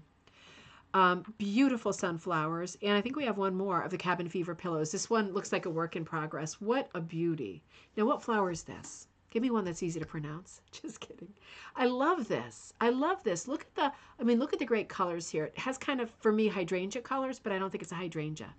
Has more of a cone shape to it, right? Absolutely beautiful. I love the combination of the Pradi with the leaves, because sometimes you see the leaves done as well, and then it's kind of like a full blast bouquet. This is more like sculptured to me. April says, I have a piece of dyed linen from Ali Strybel, but I haven't hooked onto it yet. In April, what kind of color family is it? Is it subtle, and does it seem like it was dyed on the bleached white linen or the more natural linen? Wisteria. I can do that one, Cindy. Thank you. It is beautiful. And I'm curious, I got to make this a little bit bigger. I got to see what's going on with that. Hold on one second. Oh, that stripy piece. Ooh, that is a killer, isn't it? The piece, I love the colors here. That looks like a thinner piece of wool or even maybe a cotton, but it is working. It is working like a charm. I love the stripiness of that. And even when we saw it further away, that material really stood out, didn't it? It really stands out. What a gorgeous piece. So for me, this piece would look like teardrops on the two sides with a skinny center. That's what this Pradi piece would look like if you were drawing the piece, right? Or lilac. Oh, that's true. Or lilac. Didn't even think about that. Yeah, Carrie, me too. It makes me want to do Pradi again too. I think it's the time of year also, but also the beautiful cabin fever pillows here that Kayleen is making. What a great series. Yeah, such perfect fabric choices. And, you know, I feel like you could do stuff like this with like recycled clothing as well. So April says, my piece is a sort of a khaki color. Okay, so it's a bit more of like a brownie green than most backings. That is interesting because you do see colored backings, and the idea is to not hook the entire backing, right? So some of your backing is showing. So this is an interesting conversation to me because I'd love to try doing some pieces myself where the whole thing is not hooked or punched and you have a lot sort of left over that you can see the backing. And if the backing is beautiful, I would love to see a backing that was multicolored, right? That would be the thing. Ryan, great question. You are so, you should host. You should host. I would take a few nights off for sure. My mom says flower and Pradi are a perfect marriage. Absolutely. It's a match made in heaven. Because sometimes for me, Pradi just doesn't make any literal sense. Like it doesn't make sense to have some things three-dimensional, some things not. I love applique. And I don't always think that it makes sense in rug hooking, but certainly with flowers, it does make sense. Absolutely love this piece. I forget what I was going to say about it. We were headed in a certain direction with that, but my mind is now a blank. Let's see. Melanie. Oh, Melanie, you were working on a really unusual project. It's not a rug project, but I still had to include it because it is so different. And I was thinking, let's look at it together. So you said, as I am still waiting for the yarn I ordered to finish her Angler's Delight pattern, I saw your fish. I saw your fish today. I'm sorry, I didn't have time to put it into the show, but I saw it and it's beautiful. And I'm going to put it into the next gallery night. Because my next question to you was, did you finish Angler's Delight? And you did. So, but while you were waiting for the yarn, and Angler's Delight is an Aunt Lydia, and I will make sure, Jane, help me out with that too. I know she's not watching right now because it's like 5 hours ahead, but I want to be sure that one goes into the next gallery night. Melanie, remind me too if you can. You said, I'm working on a beaded picture of Starry Night. I'm about 1/3 of the way through. And what's your progress like this on, what's happening with this now, Melanie? Has it gone further and maybe I missed it in the Facebook group?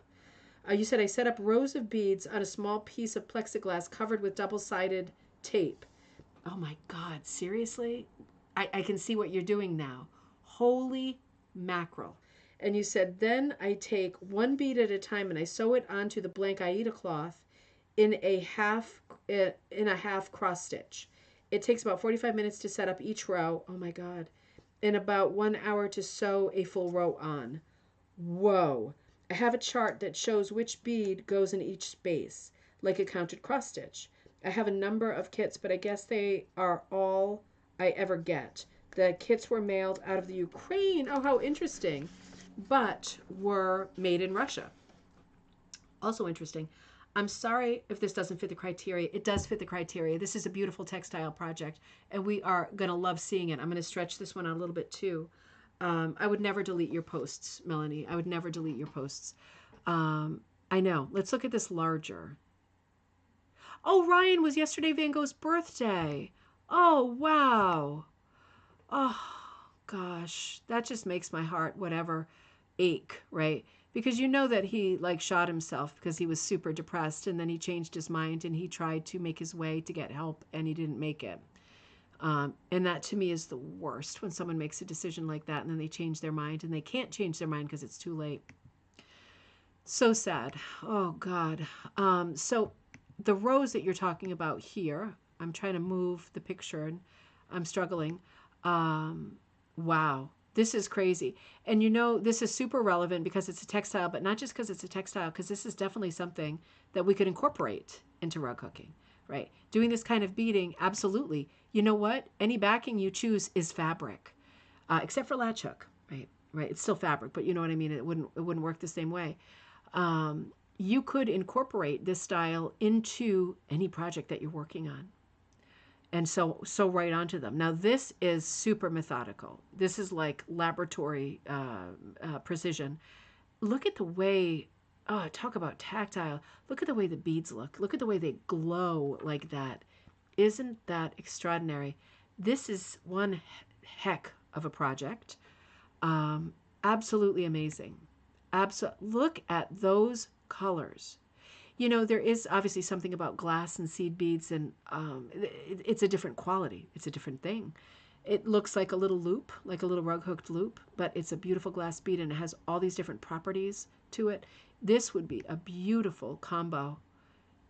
I'm looking to see if Melanie's still on and if she'll tell us how far she's gotten with this. We're going to have to look at this in the next gallery night. I know. It's just more inspiration. And this is something else for your bag of tricks. Ryan says, I have one piece of cotton latch. It's for a vest. Oh, interesting. Interesting. Pamela says, Starry Night always reminds me of the Doctor Who episode about Van Gogh. Made me cry. I haven't seen that one, Pamela. I'm going to have to pull that up. Do you remember who was playing Doctor Who at that time? And what a great artist who was never recognized in his own lifetime. No, not at all. Really a great artist, right? Really a person who was true to himself. The beading is just beyond gorgeous. So this is definitely something, this is a takeaway. This is something to think about because, and we can brainstorm. I'm going to move on so that we get some good traction going, but we're never going to get through all the slides tonight. We're going to be looking at them again on the next Friday. Sharon says, I've woven jewelry with seed beads and I can't imagine undertaking something like this. I can't either. This looks way beyond, this looks time-wise like impossible. But I bet the effect, I can see that the effect as you go along, it's just glowing. It's just amazing. We could brainstorm, and we should brainstorm, and maybe you keep the conversation going in the thread. Matt Smith was the Doctor Who. Oh, I like him. Excellent. I'm going to have to pull that one up. Van Gogh is everywhere now. Yeah, he is everywhere now. I think part of it was that immersive exhibit, and I guess the same thing will be happening with Klimt and Monet because they both have current immersive exhibits.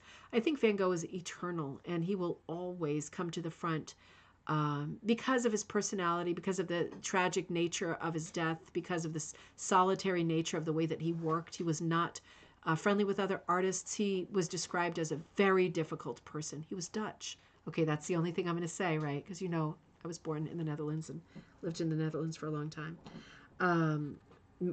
Married to a Dutch man, right? Like, yeah, so I can make these little jokes, but yeah, he was Dutch.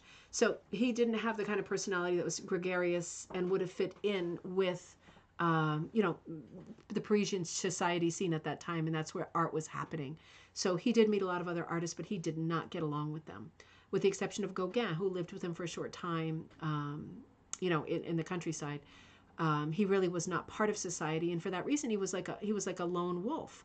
And you know, he did his own thing, and he did not dip into other people's sort of cachets of tips and techniques and inspiration. He was not inspired by other artists because he didn't mingle with other artists.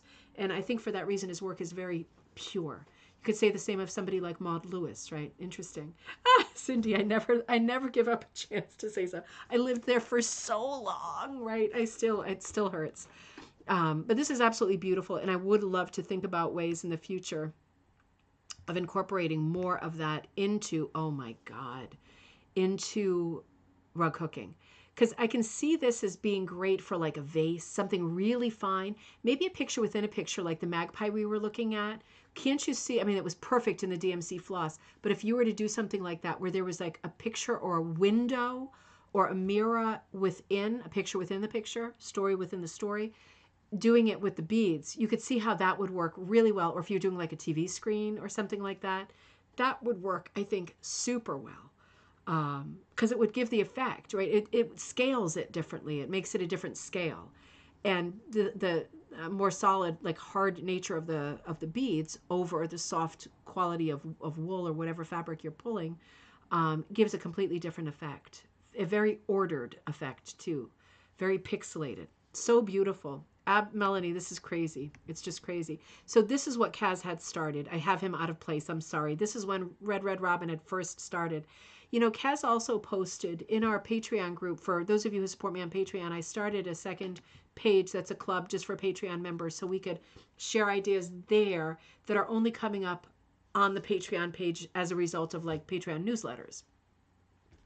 So, I mean, it sounds super elite, but I do appreciate the support, and I try to give different things to people who support me on Patreon, support the brand. But one of the, and I'm going to say this and spill it out into our broader group because I want everybody to get involved in this. I'll talk about this more in the future when things are a little bit more sane for me. But one of the projects that we've worked on was the idea of using something from a cookbook. And the idea last month was that you would go to a vintage cookbook, and you know I have lots of those, and just open up the pages. You don't have to open to a page. Flip through the pages and look at the names of the recipes and come up with an original design based on one of the names of a recipe. And a bunch of people went for it right away. And I haven't done it yet. I absolutely will, but I haven't yet. Kaz was one of the people who went for it right out of the gate. And she came up with this composition that she also sent because her recipe was called Badger State Muffins. And so here we go. Here's Badger, right? And she's in Wisconsin, so that must be the Badger State. Badger State Muffins. I just thought this was absolutely fantastic. What a cute, whimsical design. And I can't wait to see her color planning and when she gets going on hooking it. She's working on Robin now, right? We don't want to work her down to a nub. But I know this is an upcoming project for her, and I thought it was so funny because you know where we're going with this. I mean, you know me, you know where we're going with this. If we've got a bunch of designs that are coming up as a result of like recipe book titles, you know we're doing a cookbook this year. I mean, that goes without being said, doesn't it? We are doing a cookbook this year. That's a watch this space, without a doubt. I just got to finish this design, and then we'll be wild and free out of the gate onto this project. So, oh, okay, I had these later in the presentation. I'm sorry. That's the blue she ended up using in the background. And, oh, she snow dyed the wool. I forgot about that. So this pretty variegated blue that she's got, look at the colors in that. Pamela, how cute, the badger and the bees. I know, so cute. So cute. She snow dyed that. That was that last snowstorm in Wisconsin. I remember on her Facebook page, on her personal page too, she was working on snow dyeing. Right, so putting the wool yarn into the pan, the designated pan, and then putting a bunch of snow on top, and then dropping either already dissolved color or powder dye or whatever on top of it, and letting it strike. Right, the more pure and powdery the form you drop onto it, it strikes in a more pure form. So you will get a lot of broken, fragmented color, which is exciting. But if, for example, you mix your color first in water and pour like localized cupfuls here and there onto the snow will melt sooner or later, and it'll settle, the color will settle typically very unevenly in pockets. And then you get this beautiful, Robin is so talented. Robin said Kaz is so talented. She is. Robin is also so talented. All you Wisconsin buddies out there are super, super talented. Yeah, April, absolutely. It's very uneven, the results, and it's a lot of fun.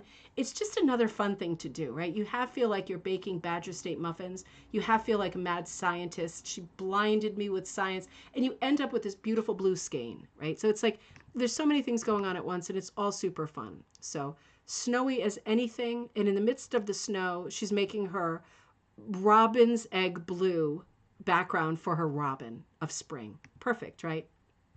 Love it. Andrea, you are working on a fantastic project. Let me make sure. Oh, here it is. So you have 2 rugs for us for gallery night. Andrea, this is so good. This is so good. Oh, where do I begin? Okay. I love everything about this. So this is going to be hard. This is going to be hard. Let's start with his face. I love the face. This reminds me of a 1930s like magazine illustration. Just a little bit of flush. I love the color change in the face. I love the black accents. It looks a little bit like an old illustration. He looks very old-fashioned. I love him that way. I love him with the nightcap style Santa hat coming down to the side and that beautiful pom-pom hanging there. So pristine, like a giant snowflake or snowball. And then that amazing 3-dimensional beard. Isn't that clean and lovely? Was it hard, Andrea, to get the length of that beard right? Did you feel like you were giving him a haircut as you were going along? That is so lovely. So lovely. I love the difference. It's extremely like deco-y, art deco-y. The 2 different sides of the Santa. On the left side, it looks like a chimney. Right? It looks all bricky, a little bit architectural. It's very sort of rigid hooking, very directional. Great design, great contrast, great design. And on the right-hand side, it's super organic, swirly greens. It looks like the edge of the Christmas tree. It must be. I mean, how beautiful is that? And it's almost like a portrait of Santa. It's functioning as a portrait inside of the frame.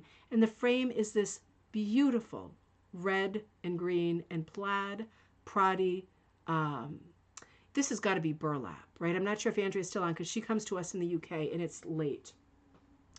I'm just wondering what the backing is. I think she'll show us the backing. It's probably burlap, right? Because our English buddies, our British buddies, are rag-ruggers at heart. And burlap is the easiest thing to get. And burlap works, I'm going to say it, as good as anything. So I love burlap. So yeah, I love the ornaments on the tree. Let me just stretch it out just a little bit.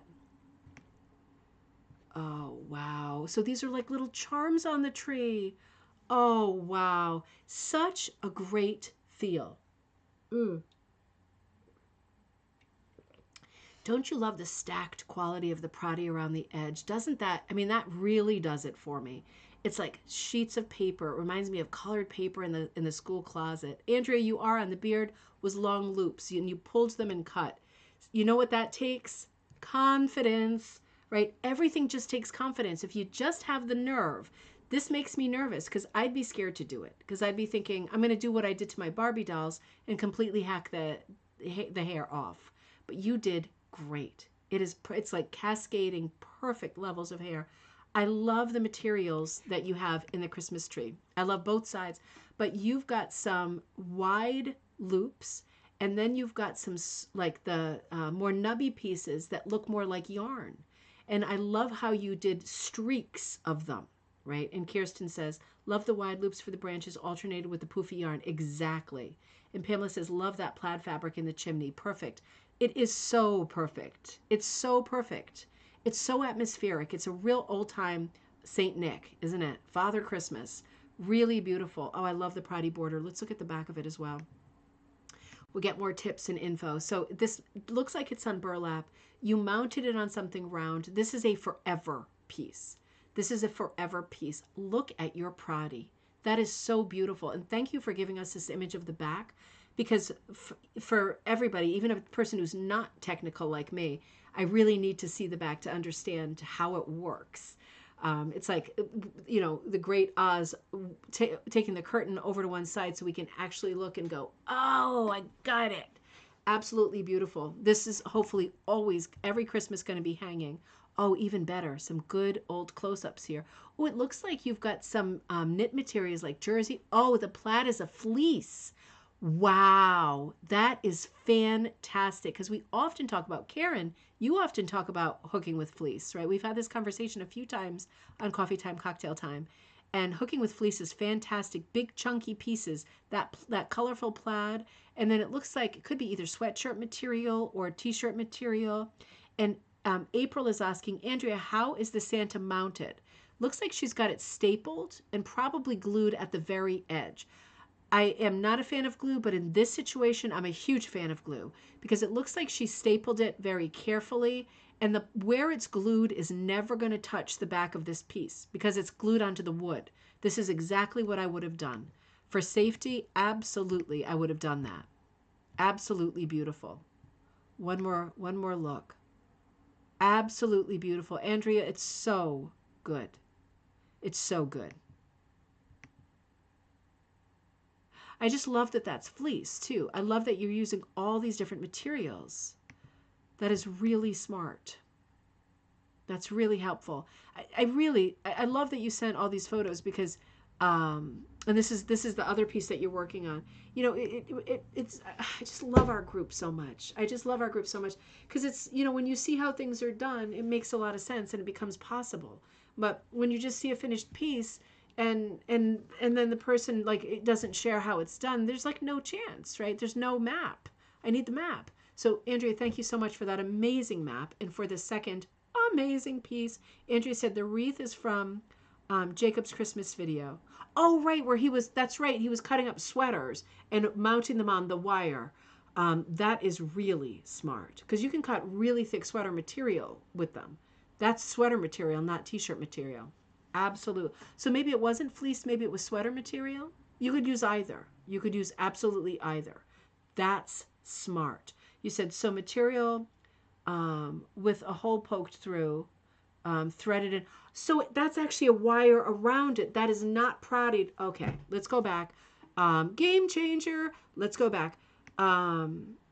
Yep, hold on. I want to look at this other piece that you sent, Andrea, but that's a game changer. So that is actually what we did in that video. The wreath, the bent wire wreath going around like a coat hanger or the kind of wire that you get in a craft store, right? It's actually threaded onto a wreath, as a wreath, onto the wire. And then the wire is mounted onto this. Is it like a wood or a canvas? Is it, Andrea, is it like a round canvas? I'm wondering. This is really exciting. That just like kicked up the ante for me there because I'm thinking that is even more brilliant. So you might not have glued it all. You might have just threaded the cut up sweater pieces onto your wire like the wreaths that we were making over Christmas, and then just maybe stapled the wire onto the edge of a round canvas. Gosh, this is hardcore. This is fantastic. Andrea said, okay. And then April said, thank you, Andrea.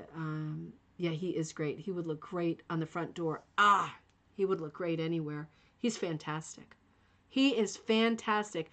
Talk about this question of how do you finish like your edges? Well, this is a great way to finish your edges. For me, this is like a completely new way because it's not prodded. It's strung on a like coat hanger wire and then attached. Gail, great to see you. Good morning in Australia. Oh, Joy, looking for waterlays in Batik. Gosh, I don't even know what that means. I mean, I know those words, but holy mackerel, that sounds exciting. MDF cut. Oh, okay. So, So Andrea's saying it's not. It's MDF, which is like fiber board, right? It's like fiber wood, cut to size, glued and stapled. Okay, so it's like a wooden plaque or we would say in the US, I think fiber board plaque. Maybe we say MDF, cut to size, and you custom did this. So that's even more technical and dazzling and impressive. But if you don't have the ability to cut something to size like that, you could get a pre-made canvas, right? Take the canvas off, right? Because it just creates gases between your hooking and the primed canvas. So just take the canvas off. All you want is the frame. You could do that too. If you were starting from scratch and you weren't able to cut out like a form the way that Andrea did, that's like level of excellence and technical skills 100, right? Absolutely amazing. But anybody could still do this with the same techniques and just use a pre-made frame. They have circle frames. They have oval frame. They have oval frames. They have Ovaltine. They have all kinds of fun stuff. Judy says, so I was wondering how she got the pride to lay so flat. Absolutely brilliant. Absolutely brilliant. Andrea, wire is attached with screws into the frame. Oh, interesting.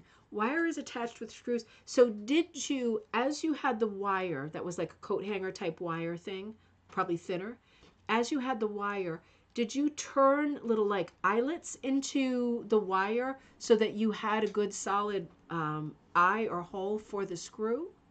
I'm hoping I'm asking helpful questions here. I'm also trying to figure it out. We are 99% there.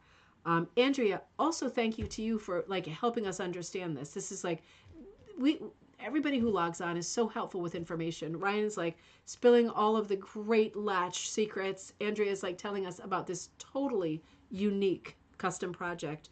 This is amazing. While I'm waiting on that, because that's like a to be continued, I want to look at the other piece you sent, which is also like absolutely stellar.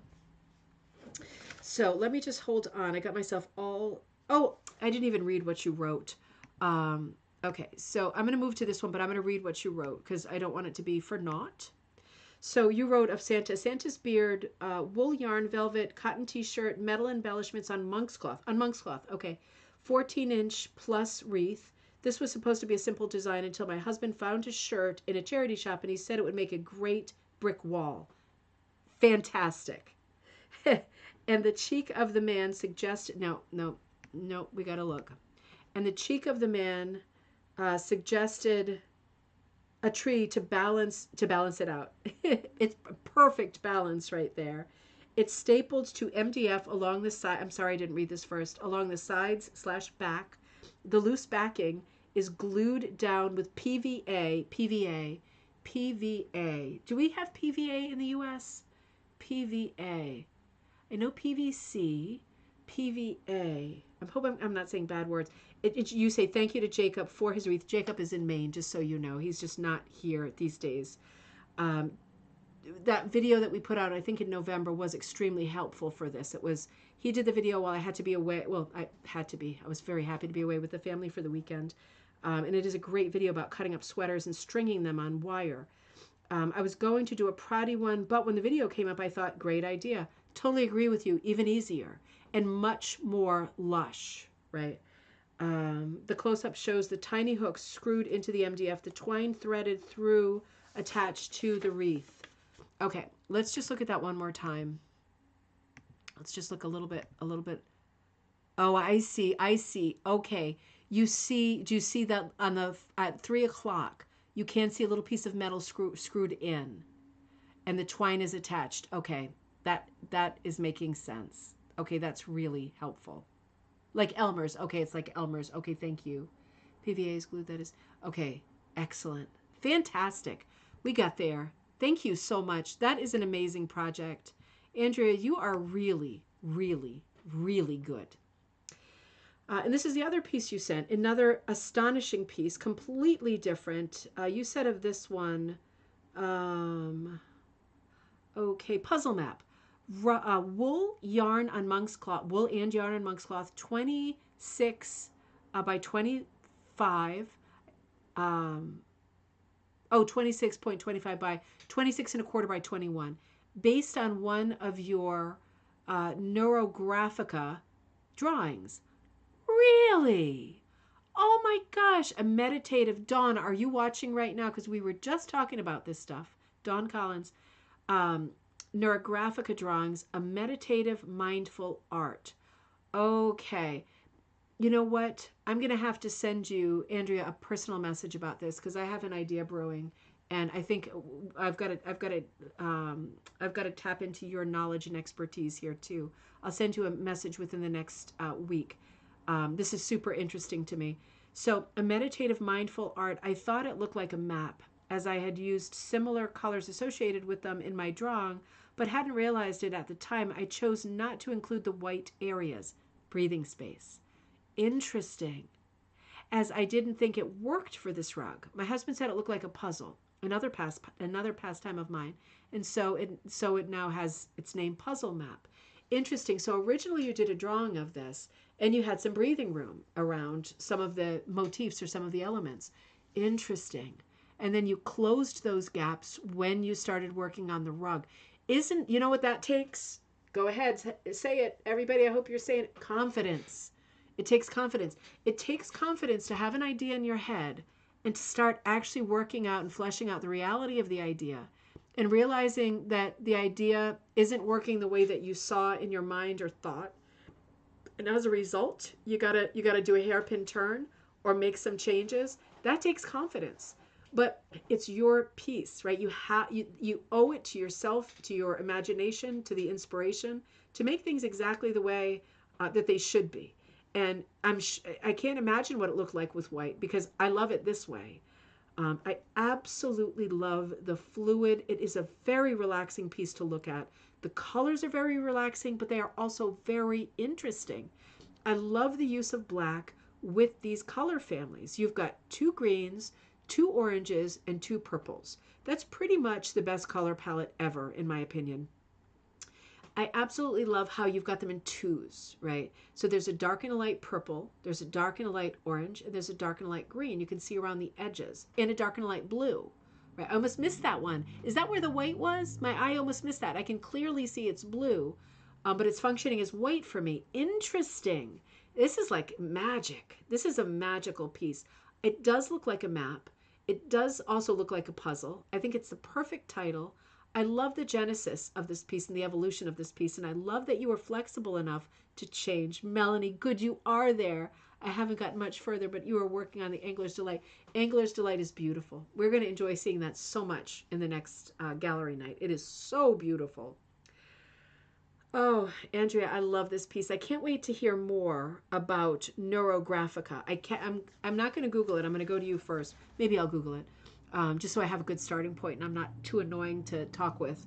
But yeah, I love this idea. Really, really beautiful. And Kirsten said, it had never occurred to me to make a rug with the intent to be relaxing. So amazing. Oh, Andrea says, lines are navy blue. Black seemed too dark. You know, I can see that now. Black would have been too dark. I completely agree. They are clearly navy. You're right. It does have that graphic impact. I'm going to stretch it out a little bit. It's so effective. It's so effective. And you've got almost to the right, almost like a barbed wire, very filigree effect. Top left-hand corner, very Macintosh kind of a rose.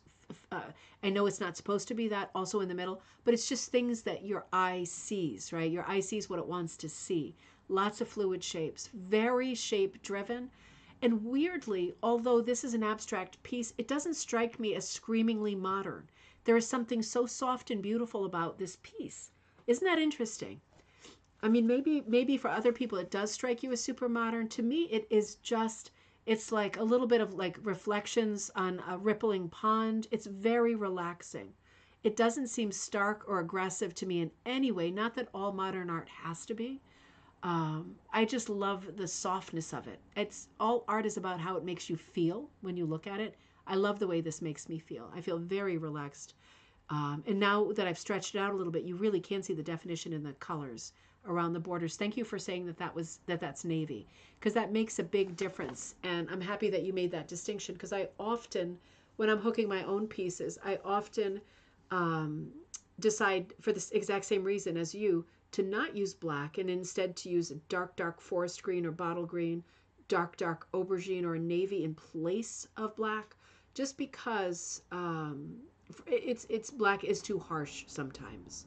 So I can really appreciate where you're coming from with that. It's an absolutely beautiful piece. I'll bring it back down so we can look at it one more time in its normal proportions. Pamela says, light pastel stained glass piece. It absolutely is. I could see this as being like a Chagall window, right, in a church. I could absolutely see that. It has that kind of fluid feel to it. And your eye just gently wanders around searching for forms. It's almost like laying on your back and looking up at clouds. Really beautiful. Absolutely beautiful. Great job, Andrea. Deborah's piece. I got this today, and I'm only not showing it to you is because you're going to see me hanging it. So we're going to start hanging later this week. But this is this beautiful piece that she, at the end of the day, remember she was thinking about grapefruit leaves, and she ended up going with nibbles, right? So this is a great story rug, and you will be seeing this in person later this week, and as Pierre and I start hanging the rug show in Hartford. So that is a big to be continued. I was so happy to receive this. It's even prettier in person. I think I did. No, I don't think I did. I think I was saving it for a big surprise later. Kisses back to you, Andrea. Okay, hold on. Let me catch up here. Oh, Andrea. Andrea took a class with me in person in Plymouth, I think last year. So fun. And then we met up when she got a frame.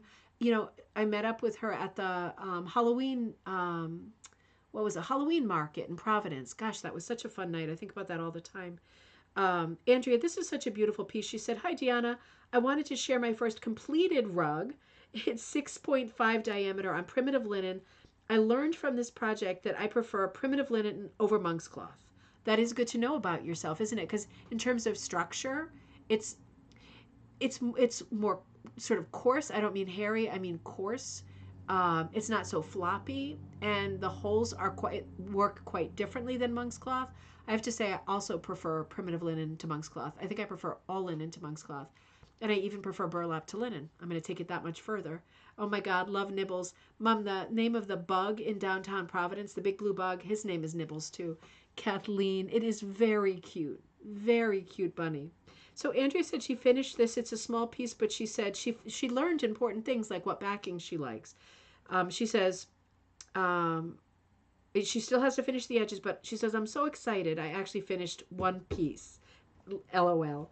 I have several other larger pieces that I've lost my mojo on. Absolutely understandable. I lose my mojo on 90% of the things I work on in my life, not just my projects. This one was small enough for my attention span. She wrote, haha. She got the design off Etsy. Absolutely beautiful. You know, sometimes what you need, right? Sometimes it's not, it's about what you need. And what you need is to do a small project. And sometimes that's what all of us need. And there is absolutely nothing wrong with that. It is so important to be able to hear that inner voice saying, I do not want this big heavy thing on my lap anymore. I want a little project like this. I just want to get something done. I want to see something completed. I know that I need that. I need to complete something. And you know, to be able to work on multiple projects at the same time and to work on projects that you're enjoying working on, that's it, isn't it? Because unless you're in business, right, this is a hobby and it's supposed to be fun. It's not supposed to be a drudge. So don't let it be a drudge. Love the background of this wool too. That's real pretty. And the patterned gray and white of the sheet, real pretty. Andrea, if you're watching, I'm so happy that you finished this piece. It is so exciting, you know, to get something done. And you'll get all your pieces done when it's the right time, right? When it's the right time. But work on stuff you love in the meantime, because why not? Absolutely love it. I love you, Andrea. I hope I see you soon. And let's look at one more piece tonight. Oh, this is great. Valerie Tillman. I am so enjoying getting back into rug hooking.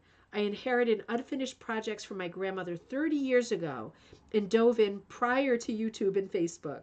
Created some awesome projects, but exhausted my hand and wrist. That's another classic, isn't it? That's an awful classic. I'm still practicing as a dental hygienist at only 2 days a week now. So let's hook again. I finished a project I started 20 years ago, and I'm now embarking on another. So back then I used burlap or rug warp as a backing. I picked up at Michael's monk's cloth, thinking it's not right.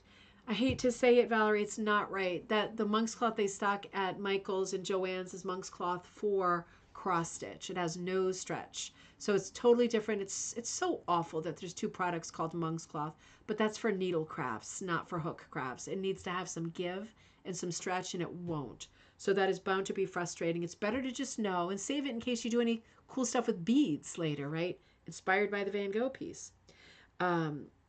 So she's thinking it's not right. It's not going to be right. I'm sorry. Our local drapery store, fabric store, has linen blend. I guess I'll give that a try. Hey, you never know. You never know. Usually the decorator linens also are not great, but once in a while you strike gold. You never know. It's good to get a tiny piece, whatever the smallest cut is they'll give you. Just go home and put it in a tiny little embroidery hoop, even a 3x3 little hoop or a 2x2, you know, tiny, not 2x2, but, you know, tiny. And just use your hook and see if you can pull some loops up. And if you can, go buy like a yard or a half a yard or a couple of yards. But yes, small amounts, because it could go either way with the linen blend. It might be perfect. It might be another wind up. I hope it's not. I guess I'll give it a try. And she says, this is my design. Thanks, Deanna. Thanks, Deanna, for your design YouTube classes. It's fun. Well, I'm so glad that you're getting into it again, Valerie. That's the thing, isn't it? So Valerie's going to be working on this, and it is so, so pretty. Fantastic Mermaid, April says. Cannot wait to see this one hooked or punched. Me too. Let's see. Oh, so these are the materials she's looking at. Okay, so definitely, I'm so sorry to say, Valerie, definitely the monk's cloth is going to be wrong. And the linen, I think, is also going to be wrong, unfortunately, because the reason is I don't see a prominent enough weave in there. And what we really need is a backing fabric that is a woven. And while this may be a woven, it looks like more like a handkerchief weight linen to me. It's not just the weight that's the problem. I don't think that the holes, the cross sections of the weave are going to be open or giving enough to allow you to even put a very fine hook in there. So I'm not sure that that's right, but don't be discouraged, right? Because of this, don't be discouraged. You have to keep going because you've got a great project in front of you, and you owe it to the mermaid to do well. So keep going, keep thinking, keep trying things out. You can always use burlap. Burlap is at the store, and it's going to work great. But I know it's super frustrating when you spend a lot of time and money, like, wasting it on supplies that ain't going to work. So sorry about that. We've all been there, believe me. But I'd go for burlap for now, just to keep the momentum going. I love your mermaid. I love how she's breaking the borders. It's a great piece. It's a fun piece. It's a great breakdown.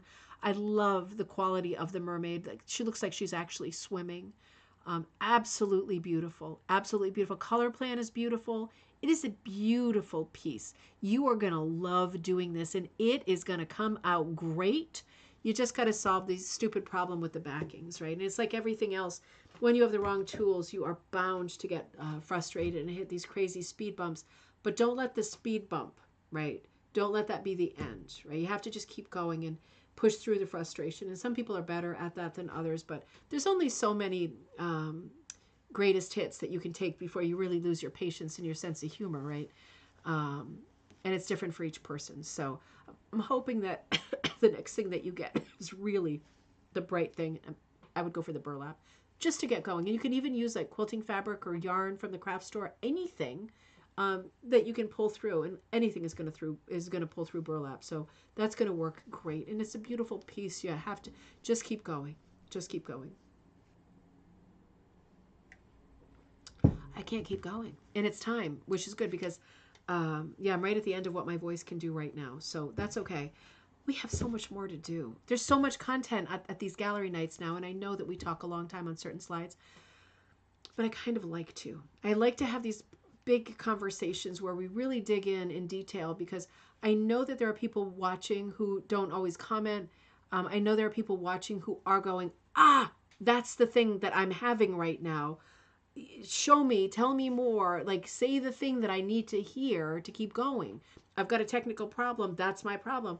It's good to talk about everything. But it's good to talk about these things and all these different mediums and techniques that people are employing in their pieces. All of the pieces tonight were great, and there was such a great variety. So again, I'll be with you on Monday. I'm doing the design class on Sunday. I hope you're signed up for that, because it really is a ton of fun. A ton of fun. You will come out with a lot of great designs. It's a heavy design, not heavy in terms of being overwhelming, but you're gonna leave with, I think, 12 or more designs. And then I'll be with you on Monday. And remember the book giveaway, that if you want to enter the book giveaway and you are in the U.S. for Story Rugs by Paulette Hackman, make sure that you send an email to ribboncandyhooking@gmail.com in the title line Story Rugs, and in the body of it, tell us what your first record was that you bought, and also your name and address. So if you are the winner, we have it right there, and book can go right out to you. That will be Monday, and then I'll be with you on Wednesday again for another episode of Coffee Time. We'll see what we're doing then. And then I'll probably be starting to hang the show on Thursday and Friday with Pierre in Hartford. So I will be coming to you live there. I might record some pre-recorded videos. If I am there on Friday night, I might just turn the camera on and talk to you a bit while we hang, and talk to Pierre while we hang. We'll see how it goes. If we don't do that on Friday night, then I will be with you for gallery night again. So we'll see how that goes. That's a to be continued. Be looking at our Facebook group, which is Rug Hooking and Punch Needle Club. Or be looking, if you're subscribed, you will see me send a post to you before Friday about where I'm going to end up being on Friday and what the content will be that night. So again, it'll either be we're hanging the show and you get some great sneak peeks at some pieces you haven't seen yet for that big rug show happening there. We've got between 40 and 50 pieces we're hanging. or I will be with you for the next installment of Gallery Night. I'm not even going to say one gallery night to the next. We just keep going with Gallery Night. Every chance we get on a Friday, let's just keep going, looking at each other's work and being cheerleaders for each other, right? Have a great weekend, everybody. It was great being with you again. I'm hoping that this energy can stay because I love being together for these shows. Happy weekend. I hope I see you sooner rather than later. And you can always reach me for anything at ribboncandyhooking@gmail.com. I will see you either on Sunday for class or on Monday for coffee time. Thumbs up. Thank you to everybody. Good night, Andrea. Good night for me, too. You must be exhausted. And good morning in Australia, Gail. Good morning to you. I'll see you all soon.